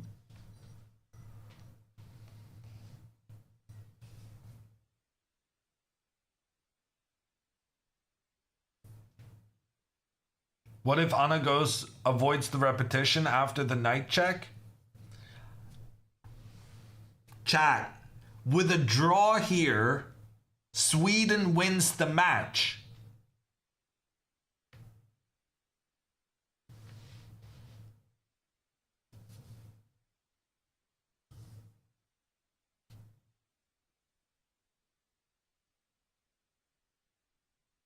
But not her game. She's playing against an opponent who scored 7 wins and 2 draws in 9 games. This is not the moment to be the hero, or rather the villain, and going for the win for your own ego instead of putting the team first.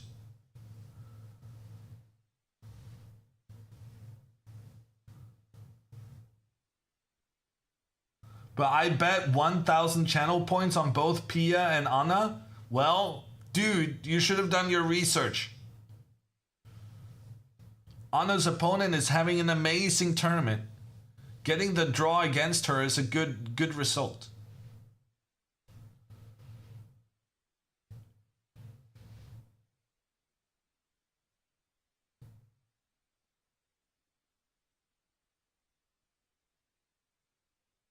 Why would her opponent force a draw when she has to win? True.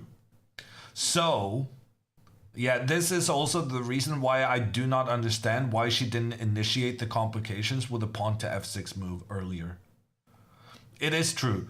Anna's opponent could potentially do something bad because she has to win. So maybe Anna has chances to win because her opponent is forced to play like a maniac. But I guess the reason I'm saying the game is going to be a draw is because it's quite obvious that black has no way of going for the win here. Unless Anna starts moving her bishop back again.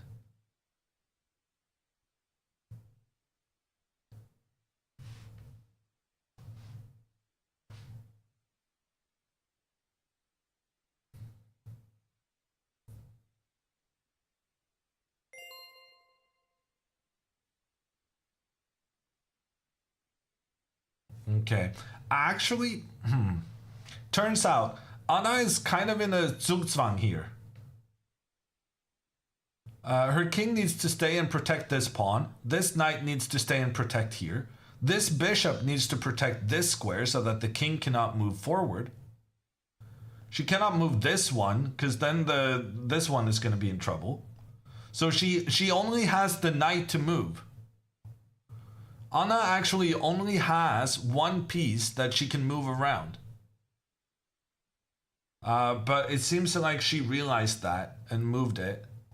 Would have preferred to have her move it in a way where it defended this pawn. I think she could have just shuffled back and forth between these two squares. When you put the knight here... Nah, it's fine. It's fine. Doesn't matter. No, it does matter. No, it doesn't matter.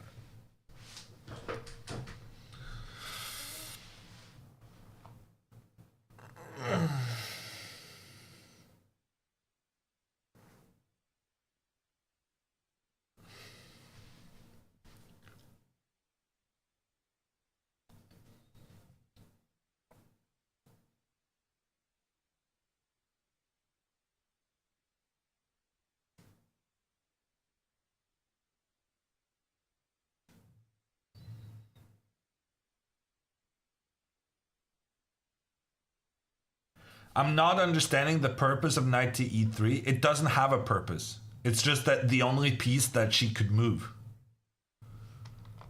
She couldn't move this pawn because then it gets captured. She couldn't move this bishop because then the king moves up. She couldn't move this knight because then the pawn in the center gets captured. She couldn't move this king because then the pawn in the center gets captured. And she couldn't move this pawn because of en passant. So she only had one piece she could move, and it doesn't really matter where she moves it because she's going to move it back on the next move.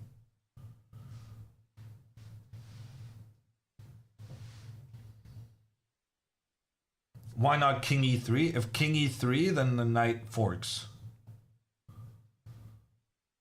Okay, Engine says this is okay, but there's no necessity in allowing the fork.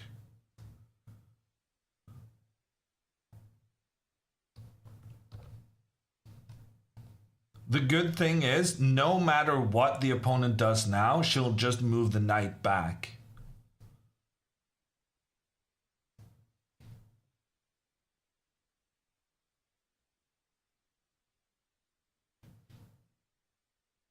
Why not knight h6? If the knight tries to attack, then the pawn can move forward and you cannot capture the pawn because then your knight is undefended.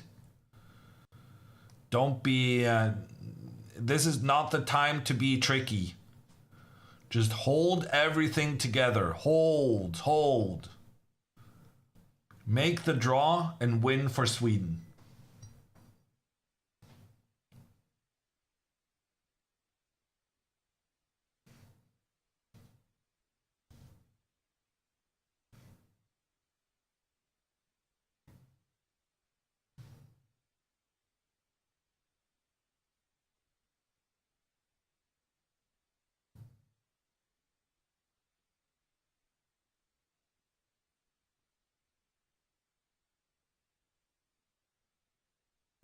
What if the opponent pushes pawns on the other side? Doesn't matter.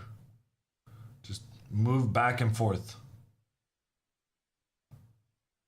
If your opponent attacks this pawn, you capture here. You get a new queen. Checkmate.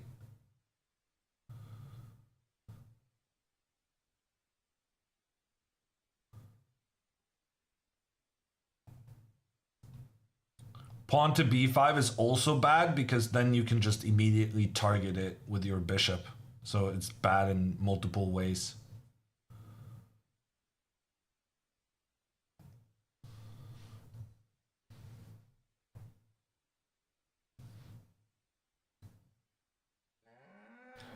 Rukem, thank you for the sub.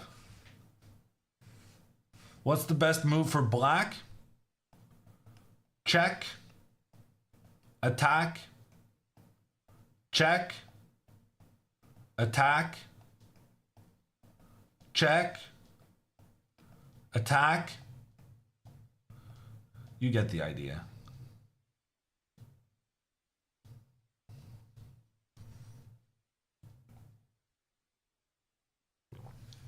Why doesn't Anna offer a draw? Because Anna is lower rated, under pressure, and her team wins the match in case of a draw. It would be very bad manners to offer a draw in that circumstance.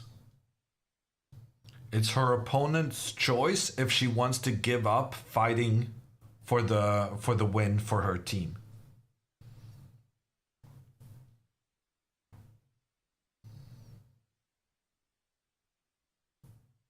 Are they even allowed to offer a draw yet? Yes. The draw offer is only prohibited for the first 30 moves. But when both players only have 30 seconds remaining on move 32, then Fide is completely fine with them just ending the game out of nowhere.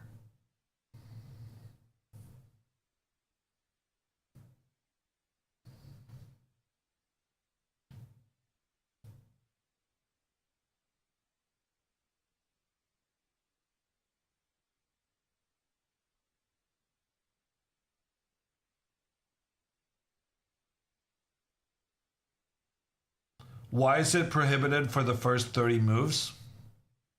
Because they don't want people just to make a draw and go have a good time. They want people to fight. Except if they're low on time. Then they're fine about them making a draw. If you can't get the sarcasm, I believe that the draw offer should be banished completely. And having the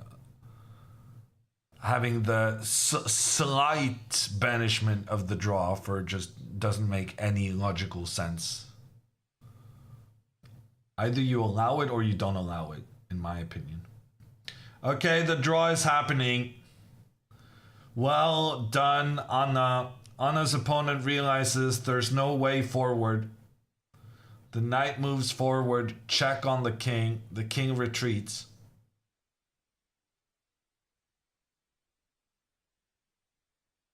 Okay, actually, I don't think Anna's opponent is going to make the draw. I think Anna's opponent is trying to provoke her into playing the bishop here to attack. And moving the bishop away from this square would probably be the worst thing Anna could do. She did it once before, but wasn't punished for it. But now, with 2 black pieces here, maybe she'll be enticed to doing it again.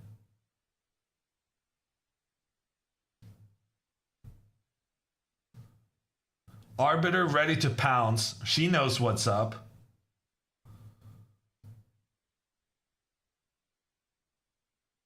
She's there in case of the repetition.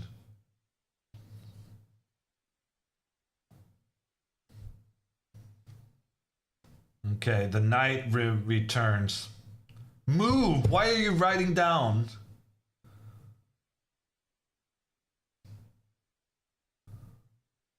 How much noise is there at an event like this? It's pretty quiet in the playing hall. No one's talking. But there's quite a few coughs and stuff because there's so many people. Who's the guy behind them? That's Anna's dad, the captain of the team. And we get the back and forth. Anna now made it to move 40. She's got an additional 30 minutes. And Anna now, no, claim the draw properly. You're not supposed to do that. Oh, okay. It's okay. Damn it, you're not supposed to make the move. You're supposed to make the claim first. Anyway, doesn't matter. The draw has been achieved. Sweden beats Belgium. And the life is good.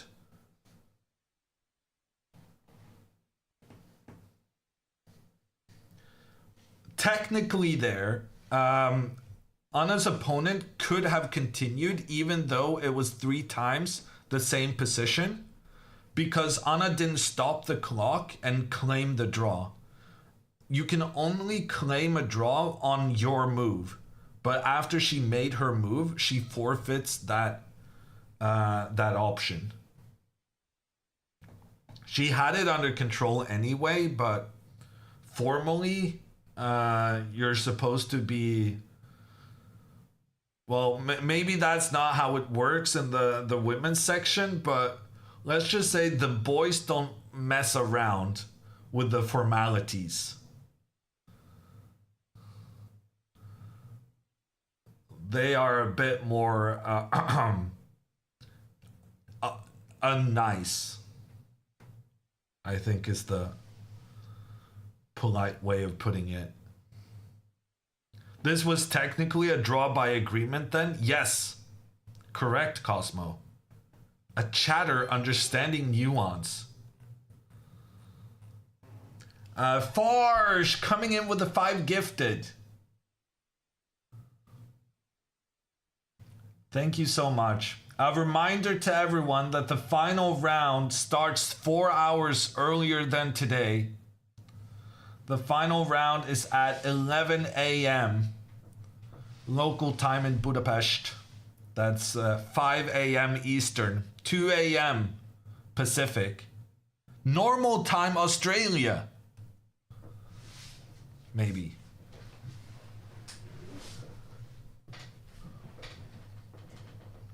Finally, Australia can watch some chess.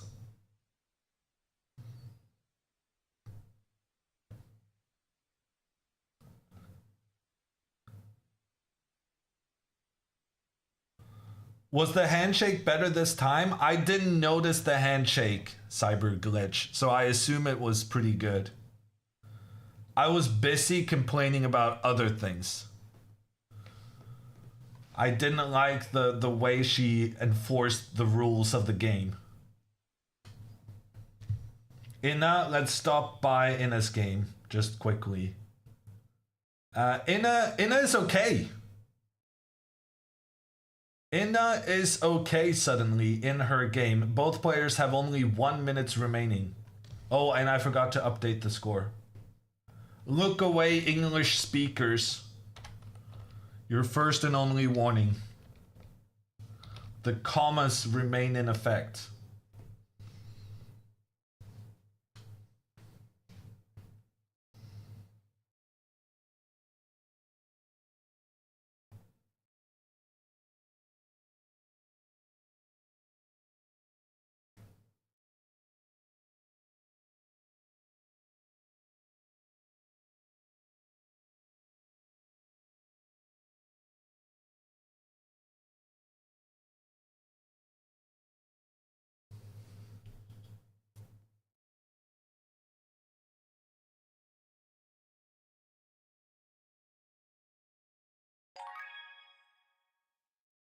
Will Anna gain rating points? Bash, from today's game, Anna gains rating. Yes. When you draw a higher rated opponent, that's rating points. Not a lot of them, because there are only 50 points difference. But she's going to gain like 0.4 rating. Oh, no, she actually gains double what I would gain. So she probably gains 1 rating point. Oh, here's another chatter with the facts. Plus 1.2 for today's game.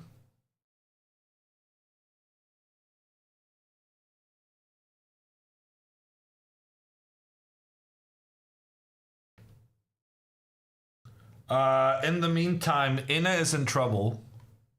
I looked away for a second there.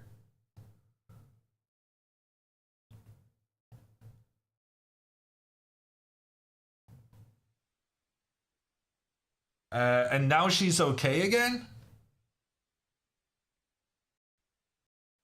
No, surely not. She's gonna be down a pawn. Ina can take here, and then queen takes, and it's an endgame. And the endgame is bad because the bishop can gain access to the pawns down here. Takes, takes. Yeah, after the queen trade, this is problematic to say the least. Good thing Anna won her game then. I mean drew, but same thing. Pawn to g4. Ooh, Ina is being fancy. Very tricky play. If this pawn is captured, then queen to h4 attacks both the pawn and the bishop, then Ina would almost be winning. But white can instead just retreat their bishop. The idea being if the queen comes forward to make the attack, white's bishop can take out the attacking knight. Big moment in the game. If bishop takes on g4, Ina could potentially win this. Flip board. Yeah, you guys have to remind me every time because I don't notice the difference between watching from white's perspective. Did Anna ditch the interview? I think she's just, oh, she's here. Never mind. Okay, and Ina's opponent found the right move, so it's gonna be 2.5, 1.5 for the Swedes.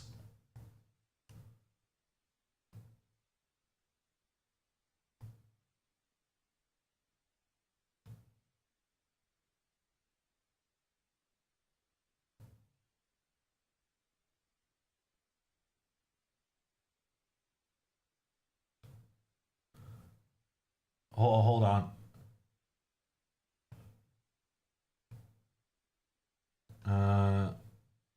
See me? Do you hear me? Yeah, I got you. Okay, perfect. All right, I'm happy we won the match. Ina's still playing, it seems. Yeah, she's losing. Oh, she's losing? Yeah, there was a blunder in time scramble. Oh, oh yeah, sorry, I lost you again because I was trying to see chat and then I turned down the Discord. Yeah, it looked like a really complicated position to have with little time. Yeah. Well, she was in big trouble throughout the game. Okay. Oh, then I'm really happy that I drew. Yeah. By the way, do you know how you're supposed to claim a draw by 3-fold repetition? So yes, but I just okay, I got the vibes. Okay, however, I looked at her and I got the vibes that this is gonna end in a draw. So I thought that we didn't have to go through this whole process. Yeah, I can tell you this much. In the open section, the vibes don't work like that. But would you say that girls are nicer to each other than boys are? I'm just saying, I think that none of us here know exactly how to claim a draw, so we just repeat back and forth until we nod and then we shake hands. I think that's how we're all doing it. But okay, I just... Have you considered learning the kind of correct method? Well, I mean, I suppose the correct method is to basically like write down your move, stop the clock, and say, hey, when I do this move, it's going to be a threefold repetition. Yes. Why didn't you do right? that? Well, because I looked at her when I was about to do the move, and she looked at me and nodded, and I nodded and said draw, and she said yes. Or I mean, we both just agreed to draw, basically. Yeah, that's what you did. You agreed to a draw instead of claiming it. Yeah, well, I guess. But that was the match deciding point. What if she suddenly changed her mind and looked around? What if she waited for just 5 minutes and then saw that, oh, I might as well just wait a bit and see how this time scramble turns out, and then sees that Inna has blundered it and decides, I'm going to play on after all?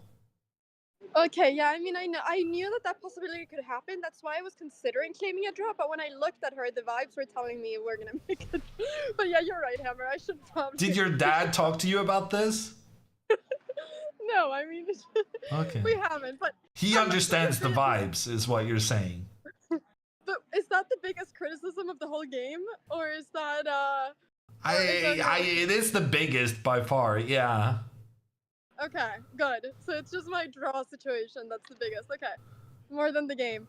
I thought, I completely missed when I played this line of playing G4. I was gonna play F4. And sorry, I have Inna's game up. I'm gonna find yours.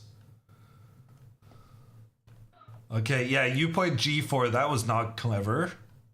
No, because I forgot that after the idea of F4, I thought it was just good for me, but I forgot that my C4 pawn is hanging after bishop takes H5. So, like, oh, you had seen all of that? Yeah, I did. That was my whole plan. Oh. Yeah. So I thought I was just you thought it was obvious she would recapture with the rook? No, but I thought if she recaptures with the pawn, I was going to play something like knight b5, maybe. Knight where? b5. You're going to let her trade off her bad bishop? Isn't that fine? I don't know. I don't like giving away, letting black trade off that bishop. That bishop was not a great piece. But then I'm threatening to go rook g1 f4. Yeah, rook g1 f4. Take the pawn on h5. I'm not so excited about this f4 move, because every time you play f4, you allow her to capture, which frees up the e5 square, and then she can maneuver her knight to an incredible square in the center of the board on a dark square when you have a light squared bishop. Oh yeah, no, I know. Okay, maybe this whole plan with g4 was just bad then, I guess. I don't know if I should play f4 instead, but I don't know. We the computer was suggesting king c2. And I really thought you would find it because you played that b4 move against Portugal earlier in the tournament. Mm-hmm. And king c2 is brilliant because it prepares b4. And you don't mind opening up the a file for the rook against your king because you're ready to trade the queens should it be necessary. Yeah, that's true. That's true. King c2 is nice. I wasn't really considering it. I was only considering f4 and g4, I think, or knight b5. I was considering as well. Yeah, anything that allows the trade of the bishops, I'm not so fond of. It was also very important that you avoided trading the knight on h3 for the bishop earlier on. Did you see that I played You played a different variation than the one you usually do. I know. Just see, I did something new today. Yeah, no, it was good. I really liked your opening. I thought you had a big advantage. And yeah, then you spent 30 minutes on the most obvious plan in the world, and then I kind of lost my confidence. Yeah, well, it wasn't so obvious. What if I play f4 immediately? Then you give her the e5 square. But maybe I can do some cool sacrifices with e5 d6. But don't give your opponent squares where they can put their knight and you have no pawns that can attack it. Okay, so my idea with g3 was good? Yeah. Well, I mean, I thought queen d2 was a horrible move. But g3 Oh, and knight h3 was what we were talking about for, well, the entire opening, basically. why is queen b2 so bad? Don't they want to stop g5? Oh, is that what you were doing? Yeah. Yeah, no. She's not. If she opens up the king side, she hasn't developed anything on the queen side. You just absolutely destroy her. Okay, I If didn't you go realize that. That was why I g3 played it. instead of queen d2, if she goes g5 there, you go queen d2, you take, you open up for your rook. I think that's a complete disaster for her. Okay. Okay. Yeah, I guess. I guess. Um. So Yeah. I was queen d2 is together with claiming the draw. Queen d2 is the thing I was the most unhappy about, because to me it felt like you were forcing the rook to move to a better square while simultaneously putting your queen on a worse square. Okay, that makes sense. But Hammer, But shouldn't the we be computer happy? thinks it's We won fine. the match. So Shouldn't we be happy? Shouldn't we be celebrating? no, I think you are celebrating, and I'm giving constructive feedback. It is very constructive feedback, but okay, but No, but so one what thing was I do want to mention, this queen d2 thing, that's the kind of thing that you don't realize just looking at the chess engines, right? Because the computer thinks queen d2 is one of the best moves in the position. But I really, really think that it is quite a serious inaccuracy. It's just that the chess engines don't pick up on it because it believes white just has a nice advantage in general because of the space the space. Okay, I see. I see. So sorry, instead of queen b2, what did you want me to do? Did you g3. say? Ah, g3 and go for this plan now Mm-hmm. immediately, and then knight h3, knight f2, Mm-hmm. etc. And I don't Yeah. really know what you're supposed to do after that, which kind of turned out to be your problem in the game as well. She played surprisingly quickly in a position where I thought her plans were going to be really tricky to figure out. And then after you Yeah. had done knight to f2, it was difficult to understand what you should do next. I really liked queen g5 actually. Yeah. But the thing is, after queen g5, like even if you had seen this king to c2 move, the computer was giving pawn to f6 as interesting. And the idea is that if you capture the pawn on g6, your queen actually cannot escape the bishop. Your queen doesn't get trapped, but Yeah, I it was ends looking up at being a this. draw. I was looking at this because I thought there could be lines where my queen was almost trapped. So I was trying to make sure it wasn't, but I couldn't find that it would ever be lost. But I also didn't see the way it would be forced to draw. Yeah, it was after she already put her bishop on d7. I think that Yeah. makes a difference. But okay, so what is the plan? Okay, so king c2 and then g4, or what is the plan? Or just b4? b4. So that's the idea that I miss. The knight on c5 is her only well-placed piece.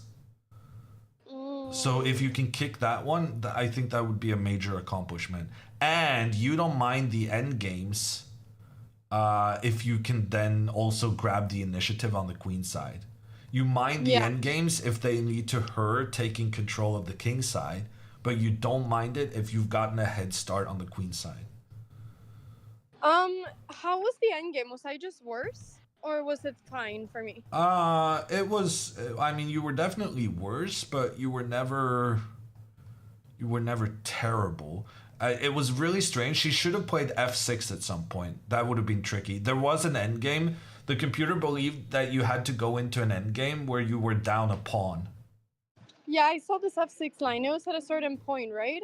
Where Yeah, she could she sacrifice the she pawn, went but knight then e5, yeah, which made no yeah, sense. She could have gone f6 instead. yeah. I saw that. I saw that. I was a bit worried about that because I was And then going you fine. had to go g6 because Yeah, otherwise the king just gets involved. yeah, But then your g6 pawn is impossible to protect long term. yeah. That makes sense. But Engine said it's still a draw even though you lose that pawn. Yeah. Okay, that makes sense. Yeah, I was really happy And you when she also just gave went her back. an extra opportunity later on when you played bishop to d1. Oh, was that bad? Yeah, I really didn't like that. Because Okay, after so what bishop king? to d1, the thing is, if she had played f6 at that moment, you wouldn't have the ability to go g6. Oh, Because at I that point, see. you had prepared to keep the pawn because you knew that you would always have the knight to f5 if the black king tried to capture your pawn. Yeah, But I when you see. moved your bishop away, you gave her that extra option to try and open up for a path for her king. Computer Yeah, I thinks it's see. still completely fine for you, but it would have allowed her to get her king active, which she was unable to do in the game. Yeah, yeah. Okay, I see. No, this is good feedback. I'll work on these things, Coach Hammer. But yeah, Sweden wins. Yay! Now, do we get to celebrate now? Yeah. I was studying the standings because we were feeling optimistic there at a point. Because Lavinia played such a good game, so with that win early on, Yeah. we were already calculating if maybe. Well, I was thinking, is it favorable for Sweden to tie the match and then win the final one, or can you win this match and then get an easy opponent? Or, well, easy opponents don't really exist anymore, but a lower Yeah. ranked opponent. And Yeah. what's interesting is that in this round, the team that was ranked about your level played the strongest team on their point group. So you might get one of the strongest teams in the last round. Oh, we might get like an ultra strong team. Yeah, no, well, not ultra strong, but like France ish. Okay. Yeah. Okay. I see. So I'll probably play higher rated tomorrow as well. Well, If I it's can. like 50-50 because you're right there. You're like so close to being the middle ranked team. Yeah, So yeah, I either you see. get a very low ranked team or you get one of the very toughest. Yeah. Okay. So it's either one or the other. That's exciting though. That's exciting. One will give good results hopefully and the other one will be fun. And exciting. And a reminder to everyone, tomorrow's round starts 4 hours earlier than all the others have. 11 a.m. local time in Central Europe. That is It's 5 gonna be a.m. early. Eastern. Will you be awake, Hammer? I'm planning to, but I might not be so talkative initially. The question is if I will be awake. I've been waking up at 11 a.m. every single day, so I think I need to like go to sleep very early tonight and just fully rest up. Sounds smart. Yeah. Okay. Well, thank you so much, Hammer, and thank you everybody. I'm so happy that Sweden won. Sad that Darina lost, but I will be back tomorrow, 11 a.m. Don't miss the round. It's gonna be a lot of fun. Final round of the Olympiad. We're coming finally to the end line. Gonna be so fun. So don't miss it. We're also getting the recap for today and everything. So watch on YouTube if you haven't already watched the recaps. Yeah. Thank you so much everybody for watching. Thanks Hammer for the commentary, and GG's to Lavinia and Pia, aka Mom, for getting the wins today. Okay, let me go and raid someone. Who should I raid? Okay, you know what? Let me just go ahead and raid Virtual. I think he's live right now. Okay, there we go. All right, everybody. Thank you so much for watching. I will see you all tomorrow. Bye bye. Take care. Thanks, Hammer. Bye. Wait, let me just send the raid. Is it raiding? Oh, it is. It is. Okay. Okay. Bye bye, everybody. Bye, YouTube. Bye, Twitch. Take care.